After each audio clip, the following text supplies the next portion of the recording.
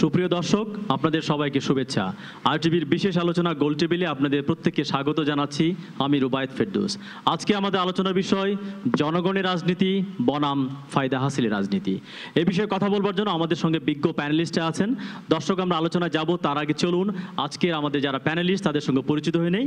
আমার ডান দিক থেকে আমি অনুরোধ করব নাম বলে পরিচয়টি বলবার জন্য। আমি আরিফ জেপ্তিক, একজন ব্লগার এবং অনলাইন অ্যাক্টিভিস্ট। আপনাকে স্বাগত জানাচ্ছি আলোচনায়। আসসালামু আলাইকুম, আমার নাম শামীম মোহাম্মদ আফজাল, মহাপরিচালক ইসলামিক ফাউন্ডেশন। আমি অ্যাডভোকেট সমর রেজাউল করিম, সাবেক সম্পাদক Bangladesh supreme court bar association. আপনাকে ওয়েলকাম। আমি শাহজাহান খান, এমপি, নৌ পরিবহন মন্ত্রী।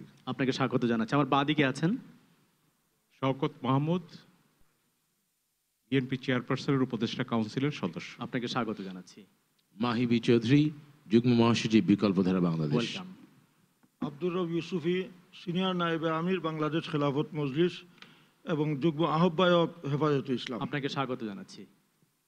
ধন্যবাদ। আসসালামু আলাইকুম, আমি নীলুফার চৌধুরী মনি, সংসদ সদস্য জাতীয় নির্বাহী কমিটি, বাংলাদেশ জাতীয়তাবাদী দল। জি, আমরা বিজ্ঞ প্যানেলিস্টদের সঙ্গে আলোচিত হলাম। আমি প্রথমেই আজকে আলোচনা শুরু করবার জন্য অনুরোধ করব হেফাজতে ইসলামের সহায়ক মাওলানা আব্দুর রব ইউসুফিকে, যেহেতু আজকে আপনাদের লং মার্চ ছিল এবং তারপর একটি মহাসমাবেশ ছিল, তো কি উদ্দেশ্যকে নিয়ে আপনারা আসলে লং মার্চ এবং মহাসমাবেশটি করেছেন এবং পরবর্তী কর্মসূচি বা কি দিয়েছেন আপনারা? ধন্যবাদ।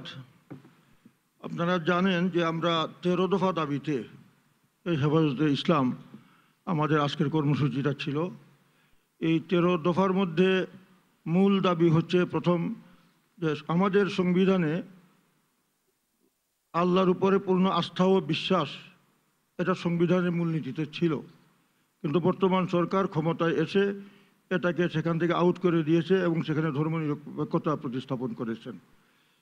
আর দ্বিতীয় হচ্ছে যে আমরা মুসলমান, ধর্মের যে মৌলিক বিধিবিধানগুলো আছে এগুলি মেনে চলা আমাদের উপরে ফরজ। কেউ যদি সেখানে বিধিবিধান মেনেও চলে না, তার উপর আবার এগুলির উপরে কটাক্ষ করে, আঘাত করে, আক্রমণ করে, অপমান করে, তাহলে এটা সে ধর্মে থাকে না, ধর্মচ্যুত সে হয়ে যায়, যাকে আমরা আরবিতে মুরতাদ বলি, বাংলাতে ধর্মদ্রোহী আমরা বলি। সেই ধর্মদ্রোহিতার ব্যাপারে আমাদের দেশে পর্যাপ্ত আইন নেই। সেই আইনটা শরীয়তে যে আইন আছে, সেই আইন করে যারা এই ধরনের কর্মকাণ্ডে লিপ্ত আছে, নবীর উপরে, আল্লাহর উপরে, ধর্মের মৌলিক বিষয়ের উপরে আক্রমণ করে, কটাক্ষ করে, ব্যঙ্গ করে, এদেরকে শাস্তির আওতায় নিয়ে আসা, এটা হইল মূল আমাদের দাবি। বাকি আরও প্রাসঙ্গিক আরও বিষয়গুলো আছে। তার উপরে আমাদের একটা স্বাভাবিক শান্তিপূর্ণ কর্মসূচি ছিল আমাদের লং মার্চ। লং মার্চ মানে লং মার্চ করে আমরা ঢাকায় আসবো আর এখানে একটা মহাসমাবেশ হবে, এবং এই জাতীয় মহাসমাবেশ আওয়ামী লীগ করে, বিএনপি করে, জাতীয় পার্টি করে, আরও যারা রাজনীতি করে তারা সবাই এগুলি করেন। এটা গণতান্ত্রিক অধিকার বলা হয়।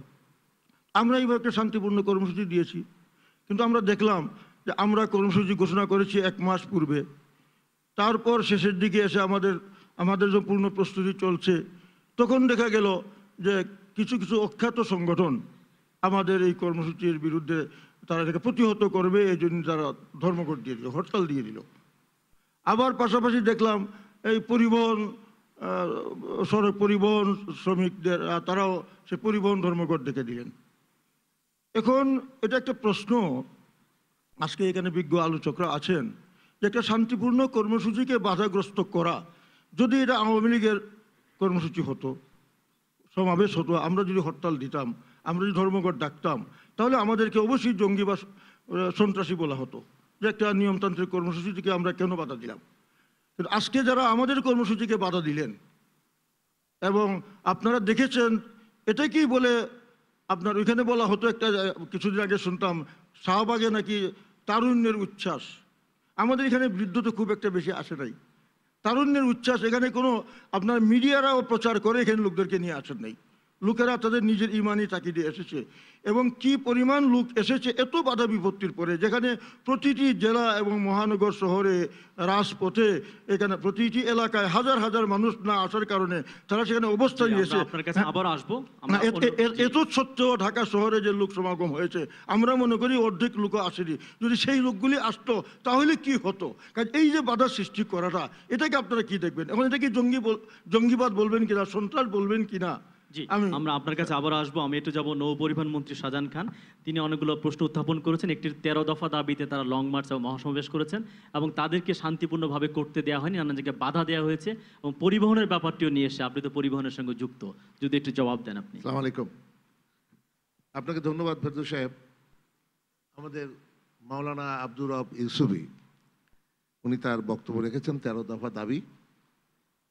একটি দেশের জনগণের পক্ষে বিভিন্ন রাজনৈতিক দল বা কোনো সংগঠন দাবি সরকারের কাছে উত্থাপন করতেই পারে এবং একটি গণতান্ত্রিক দেশের তাই বিধান, এবং ওনারা সেই দাবি উত্থাপন করেছেন। এটা নিয়ে সরকারের সঙ্গে আলাপ আলোচনা হতে পারে, সরকার এটা কতটুকু বিবেচনা করবে করবে না সেটা নিয়ে কথা হতে পারে, সেটা হতে পারে। ওনারা একটা লং মার্চ করলেন এবং লং মার্চও এটা করতে পারেন। যে কথাটা উনি বলেছেন এ কথাটা সত্য নয় যে পরিবহন ধর্মঘট দিয়েছে, আমার মনে হয় একটি অসত্য কথা মাওলানা সাহেব বলেছেন। পরিবহন কোনো ধর্মঘট ঘোষণা করে নাই।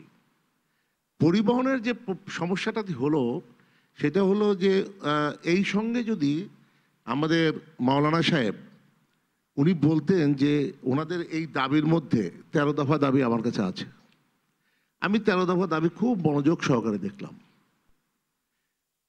এই 13 দফা দাবির মধ্যে যে বিষয়টি নিয়ে ওনারা কথা বলতে চাচ্ছেন ব্লগারদের সম্পর্কে, যে বিষয়টা নিয়ে কথা বলতে যাচ্ছেন তরুণ প্রজন্মের সম্পর্কে, শাহবাগের বিষয়ে, সেখানে কিন্তু তারা কি নিয়ে আন্দোলন করছে ওইখানে কোনো লোক এ পর্যন্ত আমি শুনিনি হযরত মুহাম্মদ সাল্লাল্লাহু আলাইহি সাল্লাম সম্পর্কে ওইখানে কেউ কোনো কথা বলেছে। আমি যেটুকু শুনেছি বা বুঝেছি সেটি হলো যে তাদের দাবি একটি মাত্র দাবি, এবং বাংলাদেশের বহু আন্দোলন এ পর্যন্ত 52 থেকে শুরু করে এ পর্যন্ত যত আন্দোলন হয়েছে অনেক দাবির মাঝেই কিন্তু জনগণের মধ্য থেকে একটি দাবি উঠে আসে। যেমন 52-এর ভাষা আন্দোলন হয়েছে, 69-এর আইয়ুব বিরোধী আন্দোলন হয়েছে, 71-এর মহান মুক্তিযুদ্ধ হয়েছে, 90-এর স্বৈরাচার বিরোধী আন্দোলন হয়েছে, 96-তে কেয়ারটেকার সম্পর্কে একটা দাবি কিন্তু উঠে এসেছে। এখন যে জনগণের মধ্য থেকে যে দাবিটি উঠে এসেছে সেটি হলো যুদ্ধ অপরাধীদের বিচার। তাহলে একদিকে হলো যুদ্ধ অপরাধীদের বিচার, আর একদিকে হলো যুদ্ধ অপরাধীদের বিচার করা যাবে না। এই যে আজকে কনফ্লিক্টটা এ সম্পর্কে কিন্তু ওনাদের এখানে কোনো কথাই বলা হয়নি। ওনাদের দাবির মধ্যে যুদ্ধ অপরাধী সম্পর্কে ওনারা কোনো মতামত দেননি, কোনো বক্তা যুদ্ধ অপরাধী সম্পর্কে কোনো কথা বলেননি। একটি স্বাধীন দেশ, 30 লক্ষ মানুষের রক্তের বিনিময়ে স্বাধীনতা এসেছে।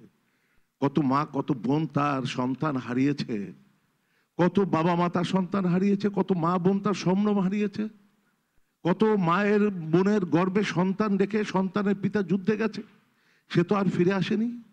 সেই সন্তান আজ 42 বছর জন্মগ্রহণ করেছে। সেই সন্তান তো এই 42 বছরে কাউকে আমার মতো আপনার মতো বাবা বলে ডাকার স্বাদ পায়নি। তাহলে সেই সন্তান যদি দাবি করে যে যুদ্ধ অপরাধীদের বিচার করতে হবে, অপরাধটা কোথায়? সেই জায়গাটাকে আপনারা নিয়ে গেলেন কোথায়? ব্লগারদের ব্যাপারে, সেখানে পরে আসি। দ্বিতীয় প্রশ্ন আমার, উনি এই দাবির মধ্যে কি কোথাও বলেছেন এই যে ঘটনাগুলো জামাত রাজাকার আলবদরা ঘটাচ্ছে, যুদ্ধাপরাধীরা ঘটাচ্ছে, সেটা কি একজন ড্রাইভার ঘুমিয়েছিল গাড়ির মধ্যে, তাকে পুড়িয়ে হত্যা করা হয়েছে। আজকেও একজন ড্রাইভার যাকে পুড়িয়ে ফেলা হয়েছে সে নিহত হলো ঢাকা মেডিকেল কলেজে, মুসা একজন ড্রাইভার। আব্দুর রশিদ ড্রাইভারকে এবং নুরুল ইসলাম নোয়াখালীতে ড্রাইভারকে মাথায় আঘাত করে হত্যা করা হলো। আরিফ নামে একজন ড্রাইভিং প্রশিক্ষণার্থীকে বোমা মেরে হত্যা করা হলো। এই যে 5 জন ড্রাইভার হত্যা করা হলো এ সম্পর্কে ওনারা কোনো কথা বললেন না। ওনারা বললেন না যে একটু একজন বক্তাও যদি বলতেন যে তোমরা কেউ জ্বালাও পোড়াও এগুলো করো না, তাহলে কিন্তু আমার কোনো প্রশ্ন ছিল না। আরেকটি প্রশ্ন হলো, আমরা আবার আসবো আপনার কাছে, এই রাউন্ডে এই পর্যায়ে শেষ করি। আমাদের সঙ্গে আছেন বিএনপি চেয়ারপারসনের মাননীয় উপদেষ্টা শওকত মাহমুদ। আমরা জানি যে বিএনপি আজকের এই লং মার্চ এবং মহাসমাবেশকে তারা সংহতি জানিয়েছে। কোন ভিত্তিতে বিএনপি এটাকে সংহতি জানিয়েছে?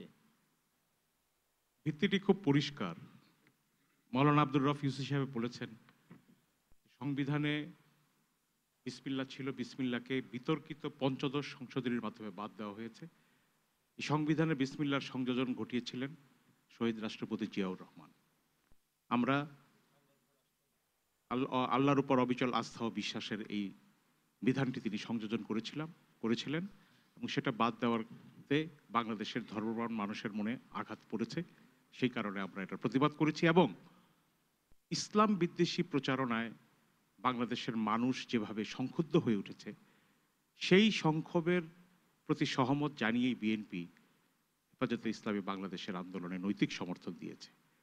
আজকে তো আমি বলবো যে বিএনপির এই সমর্থন অত্যন্ত যৌক্তিক ছিল, কারণ আজকে এই লং মার্চ এবং সমাবেশের মধ্য দিয়ে প্রমাণিত হয়েছে যে সরকার রাজনৈতিকভাবে, নৈতিকভাবে এবং প্রশাসনিকভাবে আজকে সরকার পরাজিত হয়েছে। কিভাবে পরাজিত হয়েছে? সরকার এত বাধা তৈরি করেছে, সেই বাধার পরেও জনসমুদ্রকে তারা রুখে দিতে পারেনি। ঢাকাতে আমার জীবনে আমি কোনো এত সমাবেশে এত লোক কিন্তু আমি দেখিনি, এটা অস্বীকার করার উপায় নেই। হয়তো মিডিয়া কেউ কেউ উপেক্ষা করতে পারে, কিন্তু বাস্তবতা হচ্ছে যে এত মানুষ আমরা কখনো দেখিনি। কিন্তু বাধাগুলো কিভাবে দেওয়া হয়েছে? বাধাগুলো প্রশাসনিক বাধার ক্ষেত্রে আসেন। আমাদের নৌ পরিবহন মন্ত্রী বললেন শ্রমিকরা ধর্মঘট করেনি, কিন্তু সরকার থেকে বলে দেওয়া হয়েছে কোনো বাস চলবে না, রেলগাড়ি চলবে না, লঞ্চ চলবে না। যদি এগুলো চলাচল স্বাভাবিক থাকতো, আমি মনে করি ঢাকা শহর আজকে লোকে লোকারণ্য হয়ে যেত। এটা প্রশাসনিকভাবে বাধা দেওয়া হয়েছে, সেই বাধা উপেক্ষা করে এসছে। বাধা এসছে সরকারের পক্ষ থেকে কিভাবে? সেক্টর কমান্ডার্স ফোরাম, সম্মিলিত সাংস্কৃতিক জোট ও ঘাতক দালাল নির্মূল কমিটি একটি শান্তিপূর্ণ কর্মসূচিকে প্রতিহত করার জন্য হরতাল ডেকেছে। এই হরতাল আহ্বানকারীদের মধ্যে সেক্টর কমান্ডার্স ফোরামের প্রধান ব্যক্তিত্ব হচ্ছেন সরকারের একজন মন্ত্রী, পরিকল্পনাবর্তী অবসরপ্রাপ্ত এয়ার ভাইস মার্শাল একে খন্দকার। তথ্যমন্ত্রী হাসানুল্লাহ কিরুর দল জাসদ এই হরতালে সমর্থন দিয়েছে। আমি শাহজাহান ভাই যে লঞ্চ আর গাড়ি বন্ধ করে দিয়েছে সেই কথা আমি আর এখানে বলতে চাই না, কারণ এটা অনেকটা ইমপ্লাইড, এটা আর বলার প্রয়োজন পড়ে না।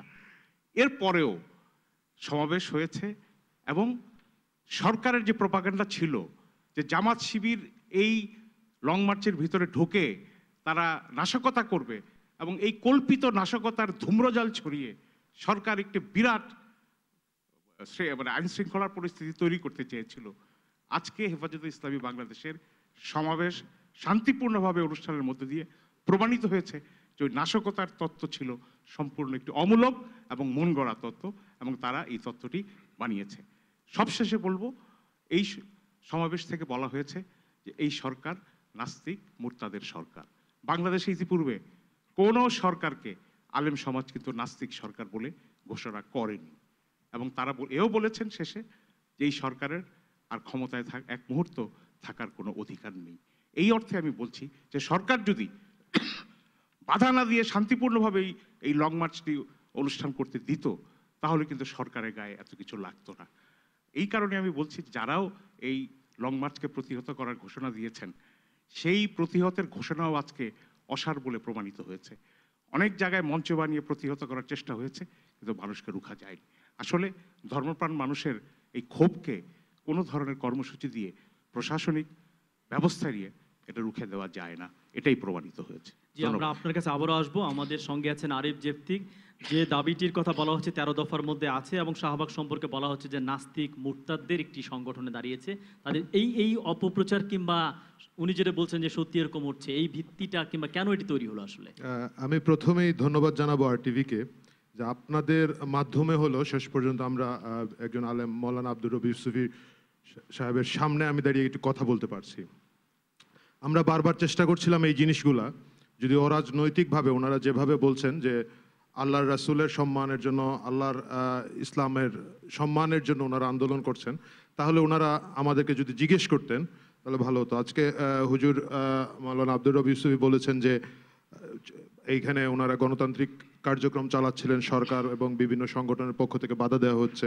এটা হয়তো একটা রাজনীতির একটা অংশ, কিন্তু আমরা যখন চট্টগ্রাম যেতে চেয়েছিলাম একটা সমাবেশ করার জন্য, আমাদের এই 13 দফা দাবির সাথে আমাদের কোনো সম্পর্ক ছিল না। আমাদের দাবিটা হচ্ছে যুদ্ধাপরাধীদের বিচার।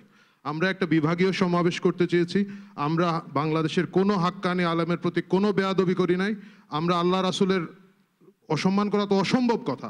আমরা যারা আছেন আমাদের মুরব্বী আলেম ওলামারা আছেন, তাদের বিরুদ্ধে এর আগে একটা শব্দ একটা অক্ষর বলা হয়নি। আমরা চট্টগ্রামে আমাদের আলাদা দাবি নিয়ে যাচ্ছিলাম। আমরা খুবই দুঃখের সাথে দেখলাম আমাদের আলেম সমাজ আমাদেরকে ওইখানে প্রতিহত করার ঘোষণা দিলেন, রক্তের বন্যা বইয়ে দেওয়ার ঘোষণা দিলেন। আজকে গণতান্ত্রিক অধিকারের যে কথাটা আমরা শুনতে পাচ্ছি, ঢাকা শহরে যে বাধা সৃষ্টি হচ্ছে, আমার মনে হয় পাশাপাশি এটাও বলা উচিত আমাদের একটা গণতান্ত্রিক অধিকার ছিল বাংলাদেশের একটা বিভাগীয় শহরে যাওয়ার এবং সমাবেশ করার। এখন এই অধিকারটা আমরা পেলাম না, কোনো কারণ ছাড়া আমাদেরকে করা হলো। সূরা না হলে, আমি খুবই ক্ষুদ্র মানুষ, আমি খুব সূরা না হলে বলা হচ্ছে, তুমি মানুষকে হিকমত ও সৎ উপদেশ দিয়ে তোমার প্রতিপালকের পথে ডাকো এবং তাদের সাথে ভালোভাবে আলোচনা করো। নবী করিম সাল্লাল্লাহু আলাইহি সাল্লাম বিধর্মীদের সাথে আলাপ আলোচনা করেছেন, অনেক লোকের সাথে আলাপ করেছেন, তিনি কখনো তার দরজা কারোর জন্য বন্ধ করে দেননি। আজকে যে অভিযোগটা আমাদের উপরে তোলা হচ্ছে, আমরা বারবার চেষ্টা করেছি সেটা বোঝানোর জন্য। আমরা চট্টগ্রামে আমাদের প্রতিনিধি দল পাঠিয়েছি, আমরা সমাবেশে যাইনি, আমরা কোনো সংঘাতে বিশ্বাস করি না, আমরা কোনো সমাবেশে যাইনি যে সমাবেশ বন্ধ থাকুক। যেহেতু আলেম ওলামাদের মনে একটা কষ্ট, একটা সন্দেহ, একটা প্রশ্নের সৃষ্টি হয়েছে, আমরা ওনাদের কাছে যাব, আমাদের বক্তব্য বলবো, ওনারা আমাদেরকে দিক নির্দেশনা দিবেন। আমাদের সেই গাড়িটা চট্টগ্রাম পৌঁছাতে পারে নাই, কারণ ওনারা যেভাবে হুমকি দিয়েছেন, যেভাবে প্রতিহত করার ঘোষণা দিয়েছেন, প্রশাসন সাহস পায় না আমাদেরকে নিয়ে যেতে। তো আমাদের জন্য আলোচনার পথ বন্ধ থাকার কারণে আমরা এটা পরিষ্কার করতে পারছি না। শাহবাগ গণজাগরণ মঞ্চ কোনোভাবেই কোনো ধর্ম বিরুদ্ধে কোনো অবস্থান নেবে না, কারণ এটার সাথে ধর্মের কোনো সম্পর্ক নেই। এটা সম্পূর্ণ ইনসাফের লড়াই। যারা হত্যা করেছে, খুন করেছে, জুলুম করেছে, তাদের বিচারের জন্য আমরা লড়াই করছি। এই লড়াই ইসলামও আমাদেরকে শিখিয়ে দিয়েছে। কেউ হত্যা করে পার পাবে, খুন করে পার পাবে, ধর্ষণ করে পার পাবে, এটা কোনো আলেম ওলামা বলবেন না, এটার বিচার হওয়া দরকার। সেই বিচারের লড়াইয়ে আমরা আছি। আমরা কোনো ধর্মের বিরুদ্ধে কোনো কটূক্তি করিনি, কিন্তু রাজনৈতিক কারণে সম্পূর্ণভাবে ধর্মপ্রাণ মুসলমানদেরকে আমাদের বিরুদ্ধে উস্কে দেওয়ার জন্য, বিভ্রান্তি তৈরি করার জন্য কিছু লোকজন কিছু খবর প্রকাশ করলেন এবং সেই খবরের রেশ ধরে আমাদের আলেম ওলামা সমাজ আমাদেরকে প্রতিহত করতে আসলেন। এটা খুবই দুঃখ লেগেছে আমাদের কাছে, কষ্ট পেয়েছি আমরা। কিন্তু আমরা আবার আগের মতোই বলছি, গণজাগরণ মঞ্চের সাথে, এই 13 দফা দাবির সাথে গণজাগরণ মঞ্চের কোনো সম্পৃক্ততা আগেও ছিল না। এটা সম্পূর্ণ রাজনৈতিকভাবে ওনাদের এবং সরকারের ব্যাপার। আমরা আমাদের যে দাবিতে আছি, আমরা সেই দাবিতে আছি এবং সেই দাবিতে আমরা ফিরে আসবো। আমাদের সঙ্গে আছেন বিকল্পধারা বাংলাদেশের যুগ্ম মহাসচিব মাহিবি চৌধুরী। আপনিও একসময় অনলাইনে একটা আন্দোলন শুরু করেছিলেন। এই যে ইসলাম এবং মুক্তিযুদ্ধকে যে মুখোমুখি দাঁড় করিয়ে দেওয়া হচ্ছে, এইটা যদি বলেন। তার আগে একজন দর্শক আছেন, ফোনটি নিয়ে আমরা আপনার কাছে ফিরবো। হ্যালো, কে আছেন ফোনে? যদি পরিচয় দিয়ে প্রশ্নটি করেন। জি, আসসালামু আলাইকুম। ওয়ালাইকুম আসসালাম। আমি জাহাঙ্গীর বলছিলাম ফরিদপুর থেকে, ছাত্র, অনার্সের ছাত্র। আমার প্রশ্ন হচ্ছে, হেফাজতের ইসলামের উনি যে আছেন আব্দুর রব সাহেব, না নামটা আমি খেয়াল করি। জি, তো প্রশ্নটা হচ্ছে যে আজকে ওনারা যে দাবিগুলো নিয়ে লং মার্চ করছেন, ওনাদের কিছু কিছু দাবি আমার কাছে যৌক্তিক বলে মনে হয়েছে। তো এই সঙ্গে যদি আরো কিছু দাবি ওনারা যোগ করতো, সেটা মানে ভালো হইতো। যেমন সাইদি সাহেবদের চাঁদে দেখাইছে, ওনারা কোনো স্টেটমেন্ট দেন নাই এই ব্যাপারে। তারপরে জামাত শিবির যে কিছু কিছু দিন আমাদের আইন শৃঙ্খলা রক্ষাকারী বাহিনীর উপর যে আক্রমণ চালাইছে, এটাও কিন্তু একটা অযৌক্তিক। যথেষ্ট দূরদর্শিতার পরিচয় কিন্তু আমাদের প্রশাসন দিচ্ছে। জি, আপনাকে অনেক ধন্যবাদ আমাদের গোল টেবিলে যোগ দেওয়ার জন্য এবং প্রশ্নটি করার জন্য। আশা করি প্রশ্ন উত্তর আমরা খুঁজবো। মাহিবি চৌধুরী, আপনি যদি বলেন। ধন্যবাদ। আসলে আমি সবার বক্তব্য গুরুত্ব সহকারে শোনার চেষ্টা করছিলাম। ব্যাপারটা অত্যন্ত সেন্সিটিভ। এক নম্বর জিনিস বুঝতে হবে যে খুব সেন্সিটিভ একটা বিষয়। আমরা যেটা দেখেছি যে আজকে আরিফ জাবেদিক যে বক্তব্যটা রাখলেন, আমার কাছে খুব ভালো লেগেছে। খুব পরিষ্কারভাবে, পরিচ্ছন্নভাবে একটি বক্তব্য তিনি রেখেছেন যে গণজাগরণ মঞ্চের দাবির সাথে ধর্মের আসলে কোনো সম্পর্ক নেই। আসলে আরিফ জাবেদিক বা এই আরিফ ভাইয়ের মতো মানুষগুলো যদি গণজাগরণ মঞ্চের সম্পূর্ণ পূর্ণ নেতৃত্বে থাকতেন, আমার মনে হয় আজকে গণজাগরণ মঞ্চ নিয়ে এতগুলো প্রশ্নের উদ্রেক হতো না। কিন্তু দুঃখজনক যে আরিফ জাবেদিকের মতো মানুষটা কিন্তু গণজাগরণ মঞ্চে মাইনরিটি। বিকজ ওখানে আমি যতদূর জানি আরিফ ভাই সম্ভবত না আওয়ামী লীগের সদস্য, না 14 দলের কোনো অঙ্গ সংগঠনের সদস্য। বা এই গণজাগরণ মঞ্চে আমিও কিন্তু গিয়েছিলাম প্রথম 2-3 দিন, আমি সেখানে অবস্থান করেছি, আমার সাথে বারবার দেখা হয়েছে।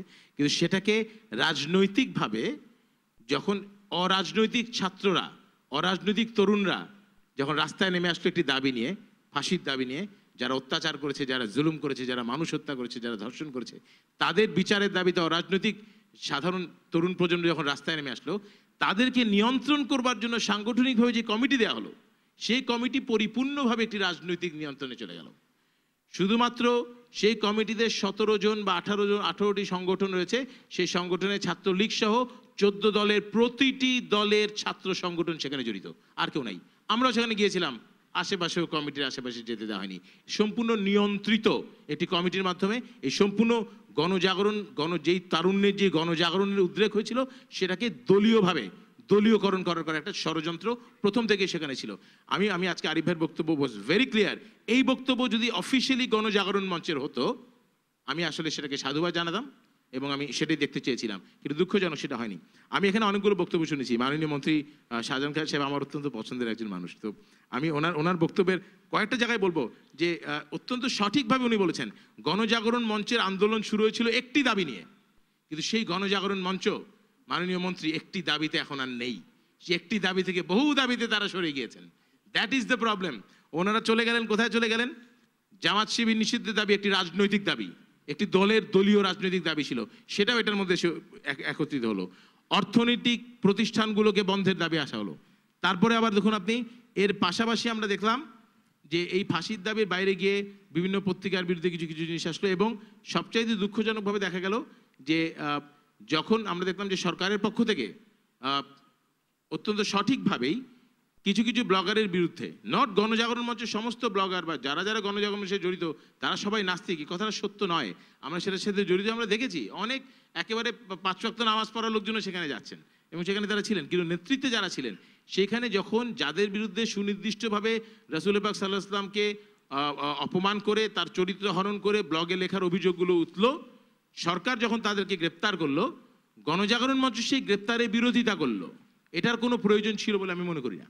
তারা বিরোধিতা করবে কেন? তাদের বিরোধিতা করার কোনো প্রয়োজন ছিল না। 1 2 নম্বর, ইট ইজ ভেরি কারেক্ট, যখন আজকের এই খেলাফতের যে খেলাফত না, আজকে এই হেফাজতে ইসলামের যে আন্দোলন, একটি অরাজনৈতিক আন্দোলন, এইটা একটি শান্তিপূর্ণ আন্দোলন হবে। সাধারণ মানুষকে পিটিয়ে গাড়ির মধ্যে আগুন জ্বালিয়ে হত্যা করা, এটা হেফাজতে ইসলামের কাছ থেকে আসলেই কখনো এটা প্রত্যাশিত নয়। But at the same time আমাদেরকে মনে রাখতে হবে যে এই যে সহিংসতার রাজনীতি, যে জিনিসগুলো আমরা দেখেছি, লগি বৈঠা দিয়ে মানুষকে পিটিয়ে হত্যা করা, বিশ্বজিতের মতো মানুষকে কুপিয়ে হত্যা করা, এ সমস্ত ব্যাপারে আমাদের বক্তব্য সবসময় একই রকম থাকা উচিত, সবার জন্যই বলা উচিত। আমি শুধু লাস্ট একটি কথা বলে আমি পরবর্তীতে আবার নিশ্চয়ই বক্তব্য রাখার সুযোগ পাবো। দুঃখজনক দুটো জিনিস অত্যন্ত একটু কেয়ারফুলি আমি শুধু দেখতে চাই। 1 2 দুটো জিনিস বলে আমি শেষ করবো। 1, হরতালের ব্যাপারে সরকারের দ্বিমুখী আচরণ। হরতালের ব্যাপারে অবশ্যই একটি সংগঠন এই লং মার্চের বিরোধিতা করতে পারে, সেটা তাদের রাজনৈতিক অধিকার। সেই বিরোধিতা করে তারা হরতাল ডাকতে পারে, সেটাও তাদের রাজনৈতিক অধিকার। কিন্তু সরকারি, আমি প্রথমবার দেখলাম সরকার ট্রেন বন্ধ করে দিয়েছে, ট্রেন চলে নাই, সেটা কিন্তু সঠিক হয়নি।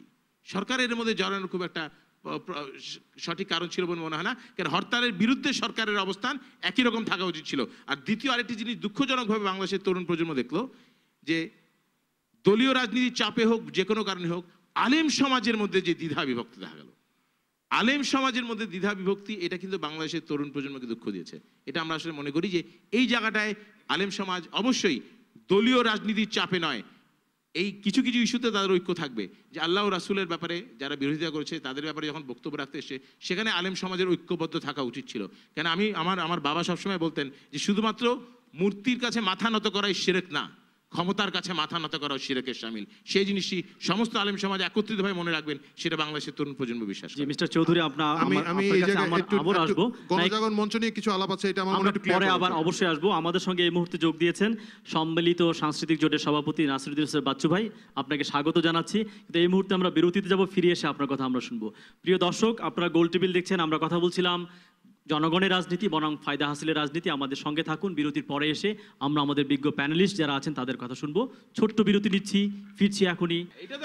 সুপ্রিয় দর্শক, RTVর বিশেষ আলোচনা গোল টেবিল অনুষ্ঠানে আপনাদেরকে আবারও স্বাগত জানাচ্ছি। আমি রুবায়েত ফেরদৌস।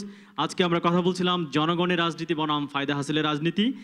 একটু আগে আপনারা দেখেছেন বিভিন্ন বিষয় নিয়ে কথা হয়েছে। এ পর্যায়ে আমাদের সঙ্গে যোগ দিয়েছেন নাসিরুদ্দিন ইউসুফ বাচ্চু ভাই, তার কথা আমরা শুনবো। কিন্তু তার আগে আমরা যাব রেজাউল করিম, সাবেক সম্পাদক সুপ্রিম কোর্ট বার অ্যাসোসিয়েশন।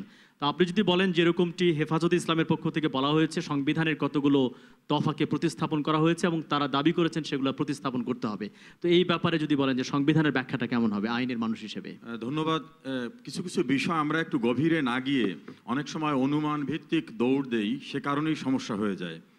আমাদের সংবিধানে সামরিক ফরমানে কিছু কিছু বিষয় সংযোজন করা হয়েছিল, যেটাকে সুপ্রিম কোর্টে চ্যালেঞ্জ করার কারণে সুপ্রিম কোর্ট একটা জাজমেন্ট দেয়। ওই জাজমেন্টের লাইটে সংবিধানে কিছু সংশোধনী এসছে।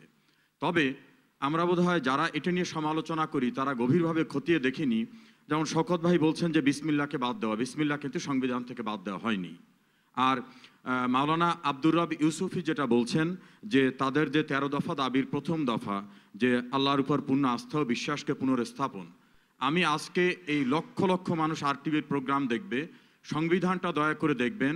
সংবিধানের পূর্বে বিসমিল্লাহ শব্দটা ছিল সংবিধানের মধ্যের বাইরে, সংবিধানের অংশ ছিল না।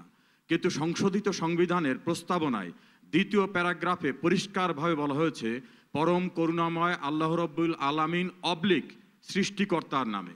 অর্থাৎ আল্লাহ রব্বুল আলামিনের নামে শুরু করলে আল্লাহর উপর পূর্ণ বিশ্বাস থাকলো না, এটা কিভাবে ব্যাখ্যা হলো, এটা আমার কাছে বিস্ময়কর মনে হয়েছে। সংবিধানে পরিপূর্ণভাবে প্রস্তাবনায় 2nd প্যারাগ্রাফে উল্লেখ করা হয়েছে আল্লাহর উপর বিশ্বাসের যে কথাটা, সেটা তো সেটা থাকার পর আমি যদি বিগিনিংয়েই বলি যে আল্লাহর উপর বিশ্বাস রেখে শুরু করলাম পরম করুণাময় আল্লাহর নামে, তারপরে কিভাবে আল্লাহর উপর আস্থা রাখা হলো না, এই জিনিসটা আমার কাছে অস্পষ্ট। অনেক ধন্যবাদ। আমাদের সঙ্গে আছেন ইসলামী ফাউন্ডেশনের মাননীয় ডিজি শামীম মোহাম্মদ আফজাল। আপনি যদি বলেন এই যে লং মার্চ, হরতাল, শাহবাগ, নাস্তিক, মুরতাদ, নানান ধরনের আলোচনাগুলো হচ্ছে এবং তাদের 13 দফার দাবিও এখানে আছে, এগুলোকে সামনে রেখে আপনার বক্তব্য যদি হাজির করেন, মাইক্রোফোনটা নিয়ে বলতে হবে প্লিজ। আমি প্রথমেই আপনার পাশে বসা শওকত ভাই একজন সিনিয়র মানুষ, ওনার বক্তব্য দিয়ে আমি শুরু করতে চাই। উনি বলেছেন সরকার নাকি নাস্তিক। আমি তো এই দেশের জন্মসূত্রে নাগরিক এবং আমার 14 পুরুষও এই দেশেরই মানুষ। সরকার নাস্তিক হয় কিভাবে? আমি যেমন ইসলামী ফাউন্ডেশনের মহাপরিচালক, 30 বছর ভুল করেছেন। আমি বলেছি যে আলেম সমাজ আজকের সমাবেশে ঘোষণা করেছে যে এটা নাস্তিকের সরকার। আমি সরাসরি বলিনি। তার কথা কিন্তু আপনি যখন নাকি আরেকজনের রেফারেন্সও বলছেন, আপনি একজন সচেতন মানুষ, সচেতন মানুষ হিসেবে এইজন্যই বলেছি। সেইজন্য আমি আপনাকে দিয়ে বলছি, আমি 30 বছর জজুতি করে ইসলামী ফাউন্ডেশনের মহাপরিচালক হিসেবে আপনি কিন্তু আরেকটা কথা বলেছেন। তারপরে সে বলছি এখানে প্রশ্নটা হলো, দেখুন আমার ইসলামী ফাউন্ডেশন একটা প্রতিষ্ঠান যেটা জাতির জনক বঙ্গবন্ধু করে গিয়েছেন এবং ইসলামের প্রচার প্রসারের জন্য, এবং ওনার এই 3.5 বছর কর্মময় জীবনে দেখা গেছে যে তাবলিগ জামাতের জন্য টঙ্গীর জায়গাটাকে উনি অনুমোদন করে গিয়েছেন। তিনি আইন করে মদ জুয়া হাউজিংকে নিষিদ্ধ করেছেন। রেডিও টেলিভিশনে কোরআন শরীফ তেলাওয়াত দেওয়া শুরু করার জন্য উনি নির্দেশ দিয়েছেন এবং সেভাবে বাস্তবায়িত হয়ে আসছে। মাদ্রাসা, আলিয়া মাদ্রাসাকে পুনর্গঠন করেছেন বোর্ডের মাধ্যমে। তাছাড়া উনি রাশিয়াতে তাবলিগ জামাত থেকে উনি দল পাঠিয়েছেন। সেই 3.5 বছর কর্মজীবনের শুরু। আমার এই প্রতিষ্ঠানের গত 4 বছরে বর্তমান সরকারের মাননীয় প্রধানমন্ত্রী শেখ হাসিনা সরকারের আমলে কি হয়েছে দেখেন। 643 কোটি টাকার বিনিময়ে মসজিদ ভিত্তিক মক্তবী শিক্ষা, যেটা কোরআন শিখায় শিশুদেরকে, এই প্রকল্প আমরা 4 বছর যাবৎ চালাচ্ছি। 643 কোটি টাকা। এর পূর্বে 40 বছরে অন্য কেউ এত টাকা দেয়নি। 2 নম্বর, ইমাম মুয়াজ্জেম কল্যাণ ট্রাস্ট একটা অ্যাক্ট করে ইমাম মুয়াজ্জেমদের সাহায্যের জন্য উনি অ্যাক্ট করেছে এবং প্রতি বছর সেখানে টাকা দেওয়া হয়। এখন আমাদের 27 কোটি টাকার উপর আছে, সেখানে লভ্যাংশ ইমাম মুয়াজ্জেমদের দিয়ে থাকি।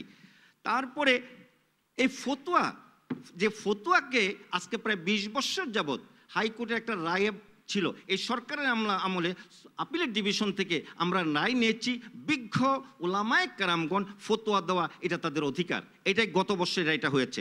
তারপরে দেখুন কওমি মাদ্রাসা শিক্ষা কমিশন, মাননীয় প্রধানমন্ত্রী শেখ হাসিনা হাতে কমিশন হয়েছে, খুব রিপোর্ট বোধহয় খুব তাড়াতাড়ি হয়ে যাচ্ছে, যেটা শত শত বৎসর যাবৎ কওমিদের সনদ নাই।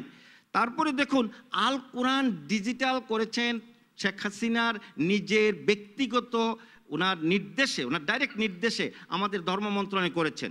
তারপরে দেখুন যে উনি প্রথম ইউনাইটেড নেশনের জাতিসংঘের ভাষণে বিসমিল্লাহির রহমান দিয়ে শুরু করেছেন এবং সালাম দিয়েছেন আসসালামু আলাইকুম। এবং এর পূর্বে আমাদের দেশে আর কোনো নেতা সেই জাতীয় সংঘের ভাষণে আসসালামু আলাইকুম দিয়ে শুরু করা এবং বিসমিল্লাহির রহমান দিয়ে উচ্চারণ করেছে আমার জানা নাই। অপরদিকে আজকে আমি সংক্ষেপে বলতে চাচ্ছি, আজকে জামাত ইসলাম কি করেছে স্বাধীনতার 41 বছর পরে। 71-এর যুদ্ধ অপরাধী তারা ইসলামকে অপব্যাখ্যা করে ইসলামের নামে এই জুলুম, নির্যাতন, ধর্ষণ এ সমস্ত কাজ করেছে। ইসলামের যে অর্থনৈতিক যে ব্যাখ্যা, যেটাকে টাকার সাথে সময় যোগ করলে যেটা সুদ হয়, ঠিক সেরকম একটা সারা বিশ্বের সুদী অর্থনীতিকে ইসলামের নামে একটা অর্থনীতির বিশ্বকে উপহার দিয়ে তারা ইহুদি নাসারাদের, প্রেতাত্মাদের এখানে চালু করেছেন। এবং সেখান থেকে ইসলাম ব্যাংক ফাউন্ডেশন নামে সেখান থেকে হাজার হাজার কোটি টাকা লুটের একটা ব্যবস্থা করেছে। আলেমদের হাত থেকে কলম ছিনিয়ে নিয়ে ওই গোলাম আজম সাহেব রাষ্ট্রবিজ্ঞানের ছাত্র এবং ওনার প্রেতাত্মারা বা ওনার অনুসারীরা এবং কোরআন হাদিসের তফসিল লেখে। আলেমদের হাতে আর কলম নাই। আমাদের যে ইসলামের যে সংস্কৃতি, হামনাদ গজলের পরিবর্তে ইসলামী সঙ্গীত আবিষ্কার করেছে, ইসলামিক সঙ্গীত আবিষ্কার করেছে। তারা জিহাদ শব্দটা ইমানের পরিবর্তে, যেমন আমরা শিশু অবস্থায় জানি যে ইসলামের 5টি স্তম্ভ ইমান, নামাজ, রোজা, হজ, যাকাত, আর তাদের যে আধুনিক প্রকাশনার বই প্রশ্নে পাবেন যে ইসলামের মৌলিক ইবাদত 5টি কি? নামাজ, রোজা, হজ, যাকাত এবং জিহাদ। ইমান গেল কোথায়? এইরকম যারা নাকি ইসলামকে ব্যবহার করে ইসলামের অপব্যাখ্যা করছে, হ্যাঁ আমি যেহেতু বলছি আমার দায়িত্বশীল ব্যক্তি হিসেবে ইসলামী ফাউন্ডেশন, অবশ্যই আপনি জবাব দিবেন। আমি প্রয়োজন আমার বই আছে আমার কাছে, আমি দেখাবো। জি আফজাল সাহেব, আমার মনে হয় এই পর্যায়ে আপনি যদি থামেন আমরা সেই জন্য। আসবো।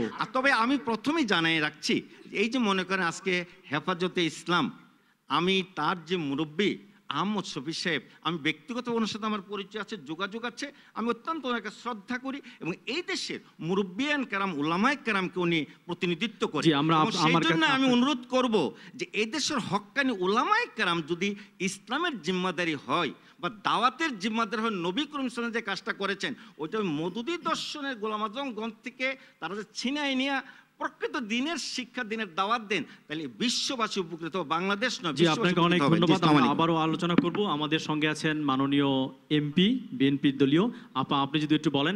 আমরা দেখেছি এটি আলোচনা হয়েছে যে শাহবাগের আন্দোলনে এখানে আওয়ামী লীগ দলীয়করণের কারণে মাহিবাই যেটা বলেছে সে আন্দোলনের স্পিরিটটি মার খেয়েছে। আজকে আমরা আবার দেখলাম মতিঝিলের আন্দোলনে কিন্তু আমরা দেখলাম বিএনপি গেছে, জাতীয় পার্টি গেছে, কিন্তু হেফাজতে ইসলাম বলছে তারা কোনো দলীয় রাজনীতি করছে না। কাজে এইরকম সমাবেশের মধ্যে শাহবাগে আওয়ামী লীগ যাচ্ছে, আবার হচ্ছে মতিঝিলে বিএনপি এবং জাতীয় পার্টি যাচ্ছে। আপনি কিভাবে দেখছেন? ধন্যবাদ। আমি আসলে আমার বিবেক দিয়ে কথা বলার চেষ্টা করছি যে আজকের যে টপিকসটা সেটা হচ্ছে জনস্বার্থের রাজনীতি বনাম ফায়দা হাসিলের রাজনীতি। এই জায়গাটায় আমি আসতে চাই যে আমরা আসলে ফায়দা হাসিলের রাজনীতিতে যেতে যেতে এমন জায়গায় গিয়েছি, আমরা রাজনীতিভাবে দৈন্য হয়ে গিয়েছি, প্রায় দেউলিয়া হয়ে পড়েছি। এই কারণে যে আমরা যদি দেখি বর্তমান সরকারের কথাই প্রথম আসে, সরকার কি করেছে? প্রথমে গণজাগরণ মঞ্চ তারা করতেই পারে, একটা তরুণ সমাজ করতেই পারে। আমি তখনও বলেছি, এখনও বলি, সরকার কি করেছে? তরুণরা যত না তাদের স্পিরিট ছিল, তার চেয়ে গভর্নমেন্টের স্পিরিট আরও শতাধিক বেশি ছিল। আমাদের মাননীয় প্রধানমন্ত্রী এমন বলেছেন সংসদে দাঁড়িয়ে যে আমি এখানে দাঁড়িয়ে কথা বলছি কিন্তু আমার মনটা পড়ে আছে ওই শাহবাগে, আমি যদি পারতাম ওখানেই চলে যেতাম। এই কথা শোনার পরে সেই তরুণদের মনের অবস্থা কেমন হয় এটা কিন্তু অতি সহজেই বোঝা যায়।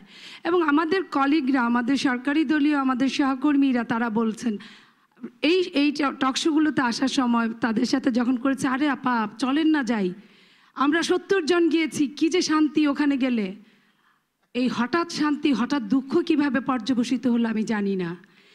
আমাদের মাননীয় প্রধানমন্ত্রী সহ আমাদের সরকার, আজকে শাহজাহান ভাই, আমি শ্রদ্ধা করি তাকে, ওনারা গণজাগরণ মঞ্চে ম্যান্ডেট দিলেন, কিন্তু ওই গণজাগরণ মঞ্চের কিন্তু আমাদের সন্তানগুলো তারা কিন্তু বলেছিল যে আমরা কোনো দল না। আমি সেইখানে যাচ্ছি এবং আমি গত আমি আর মাহি ভাই ছিলাম, মাহি ভাই এই কথা বলেছে। প্রথমে যখন আমরা বুঝতে পারিনি আমরা গিয়েছিলাম, এখন আজকে যেটা বললো, তারপরে গভর্নমেন্ট কেন গিয়েছে? এই যে ফায়দা হাসিলের রাজনীতিতে আমি ফিরে আসছি। গভর্নমেন্ট বুঝেছে এখানে কিছু ভোট পাওয়া যাবে। প্রথমে 50,000-এর মতো হলো, 10,000, 20,000 মানুষ, যার বাবা মারা গিয়েছে যুদ্ধে সেও গিয়েছে, যার ভাই মারা গিয়েছে সেও গিয়েছে। প্রথমে বুঝতে পারে নাই, বুঝতে না পেরে যেতে যেতে 2-3 দিন থাকার পরে যখন বুঝেছে টাকা কোত্থেকে আসে, খাওয়া কোত্থেকে আসে, একজনের মিটিং আরেকজন ধাক্কা দিয়ে ফেলে দিয়ে আরেকজন বক্তব্য দিচ্ছে, তখন কিন্তু বুঝতে পেরে যখন দেখছে এটা দলীয়করণ হয়ে যাচ্ছে, তখন কিন্তু ওই অরিজিনাল যারা প্রবলেম ফেস করেছে মুক্তিযুদ্ধের সময় এবং পরবর্তীতে তারা আবার ব্যাক টু দ্য প্যাভিলিয়ন। কিন্তু গভর্নমেন্ট কী করেছে, ভেবেছে যে আমার এত দৈলিয়াপনা, আমার হলমার্ক নাই, আমার শেয়ার বাজার নাই, আমি সব টাকা খেয়ে ফেলেছি, এটা তো একটা বিরাট একটা রাজনীতির ভোটের একটা ভোট পর্যন্ত যদি এটা চালাতে পারি, তখনও আমি বলেছি এটা কিন্তু বুমেরাং হতে বেশিক্ষণ লাগবে না। আজকে আমরা তাকিয়ে দেখি যে বুমেরাংই হয়ে গিয়েছে। আজকে আমি এই ওখান থেকে এসে যখন এই 6 দফায় আসলো আমাদের শাহবাগের তরুণরা, 6 দফায় আসার পরে যখন গভর্নমেন্ট দেখলো যে জামাত নিষিদ্ধ, প্রথমে বুঝে না বুঝেই তারা লাফালো, বিল নিয়ে আসলো, তারপরে যখন দেখলো যে জামাতের তো 5 থেকে 7% ভোট আছে, এই জামাত নিষিদ্ধ করলে তো এই ভোটগুলো বিএনপি ছাড়া অন্য কাউকে, পৃথিবী উল্টে গেলেও জামাত দিবে না। আর যেই দেখ জামাত এমন একটা দল, ওদের টাকা পয়সার অভাব নেই, কিছুরই অভাব নেই, ওরা ভোট দিবে না। তখন সরকার কী করলো, জামাতের রাজনীতিকে রাখার চেষ্টা করলো। তাতে কি হলো, গণজাগরণ মঞ্চ কিন্তু উল্টে গেল, দাবার পাশা রাতারাতি উল্টে গেল। আমার মনে হয়, আমি আমার ফিলিংস থেকে বলছি, সরকার একদম অন্ধ হয়ে গেল। অন্ধ হয়ে গেলে তারা তাদের জামাতও চাই, গণজাগরণ মঞ্চ চাই, তাদের মুক্তিযুদ্ধও চাই, তাদের রাজাকারও চাই। এবং এই রাজাকার বাঁচতে গিয়ে নিজের রাজাকারগুলোকে তারা সুন্দর করে খাওয়ায় পুষায় মানুষ করা শুরু করলো, আর অন্যের রাজাকার যেটা, তাদেরকে ধরো মারো খাও, এই অবস্থায় গেল। যখন এটা জনগণ যারা সাফারার তারা যখন বুঝলো সরকারের এই দ্বিচারণ নীতি, তখন তারা কিন্তু বুঝে গেল। পরবর্তীতে কি করলো, যে এই সরকার হেফাজতে ইসলামী যখন রাজীব যদি না চলে যেত, অনেকেই বুঝতোই না ব্লগাররা কি লেখে, কারণ বাংলাদেশের মানুষ কিন্তু ব্লগে কি লেখে অনেকেই জানে না, আমি নিজেও জানি না। আমি অনেকদিন ফেসবুক ইউজ করি, কিন্তু আমি ব্লগাররা কি লিখে আমি জানি না, যেহেতু আমি ওদের মেম্বার না। সো ওইটাও রাজীব মারা যাওয়ার পরে অনেকটা, যখন রাজীবকে বেশি মুক্তিযুদ্ধ সরকার গিয়ে যে সরকার বিশ্বজিৎ তার ছেলে সারা জীবন নৌকায় ভোট দিয়েছে, শাহজাহান ভাইয়ের এলাকায় বাড়ি, হিন্দু ও যদি হিন্দু না হতো তাহলে অবশ্যই তাকে জামাতের সদস্য বানিয়ে ফেলতো রাতারাতি। হিন্দু হয়ে বিশ্বজিৎ বেঁচে গিয়েছে, কিন্তু সরকার কিন্তু মরে গিয়েছে। সরকারের দেউলিয়াপানার এমন পর্যায়ে গিয়েছে, বিশ্বজিৎকে খবরও নিল না, রাজীবের কাছে গিয়েছে অয়েল, আমরা কিন্তু অ্যাপ্রিসিয়েট করি, কিন্তু তাকে কারোর সঙ্গে কথা না বলে যখন তাকে বীরত্বের মর্যাদা দিয়ে দিল, তখন কিন্তু আমি একটু বলছি, কারণ এই কথাটা আপনার কিন্তু প্রশ্নটা খুব ডিফিকাল্ট। তো সেই জায়গায় সরকার কিন্তু আবার আরেকটা ভুল করলো। ওই ভুলে কিন্তু দেখা গেল নাস্তিককে, ব্লগারে কে লিখেছে, আমি বলবো না যে সবাই নাস্তিক, কিন্তু যারা নাস্তিকতার পরিচয়, নাস্তিক হওয়াটা অসুবিধা কিছু নয়, যার যার ধর্ম সেই পালন করবে, কিন্তু কোনো ধর্ম সম্পর্কে, আমিও যদি হিন্দু ধর্ম সম্পর্ক নিয়ে বাজে কথা বলি খ্রিস্টানদের নিয়ে, তাহলে আমারও শাস্তি হওয়া উচিত, এবং প্রত্যেকটা মানুষের আরেকটা ধর্মকে শ্রদ্ধা করা উচিত। সেইখানে যখন তারা তাদের বাপদাদার ধর্মকে নিয়ে কটাক্ষ করলো, সেইখানে যদি গভর্নমেন্ট যদি ঠিক সময় মতো হস্তক্ষেপ করতো, আজকে এই পর্যন্ত যেত না। আজকে যখন হেফাজতে ইসলামী যখন মঞ্চ দখল করার কথা বললো, সরকার কিন্তু তাদের বললো welcome, you are most welcome, কিন্তু কী করলো, রাতারাতি তারা তাদের বাস ট্রাক ট্রেন বন্ধ করে দেয়, এবং শুক্র শনিবারে যখন হরতাল দিল, তারা কিন্তু আমি একটু বলি, শাহবাগীদের কিন্তু বলতে পারতো, এক মিনিটে শেষ করব, তাদের কিন্তু বলতে পারতো যে এই হরতালটা একদিন পরে নেন, আপনারাও করেন, ওরাও করুক একদিন পরে, কারণ আমরা কিন্তু ইতিমধ্যে বুঝে গেছি যে হেফাজতে ইসলামী কিন্তু কোনো মানে অগোছালো কিছু করে নাই।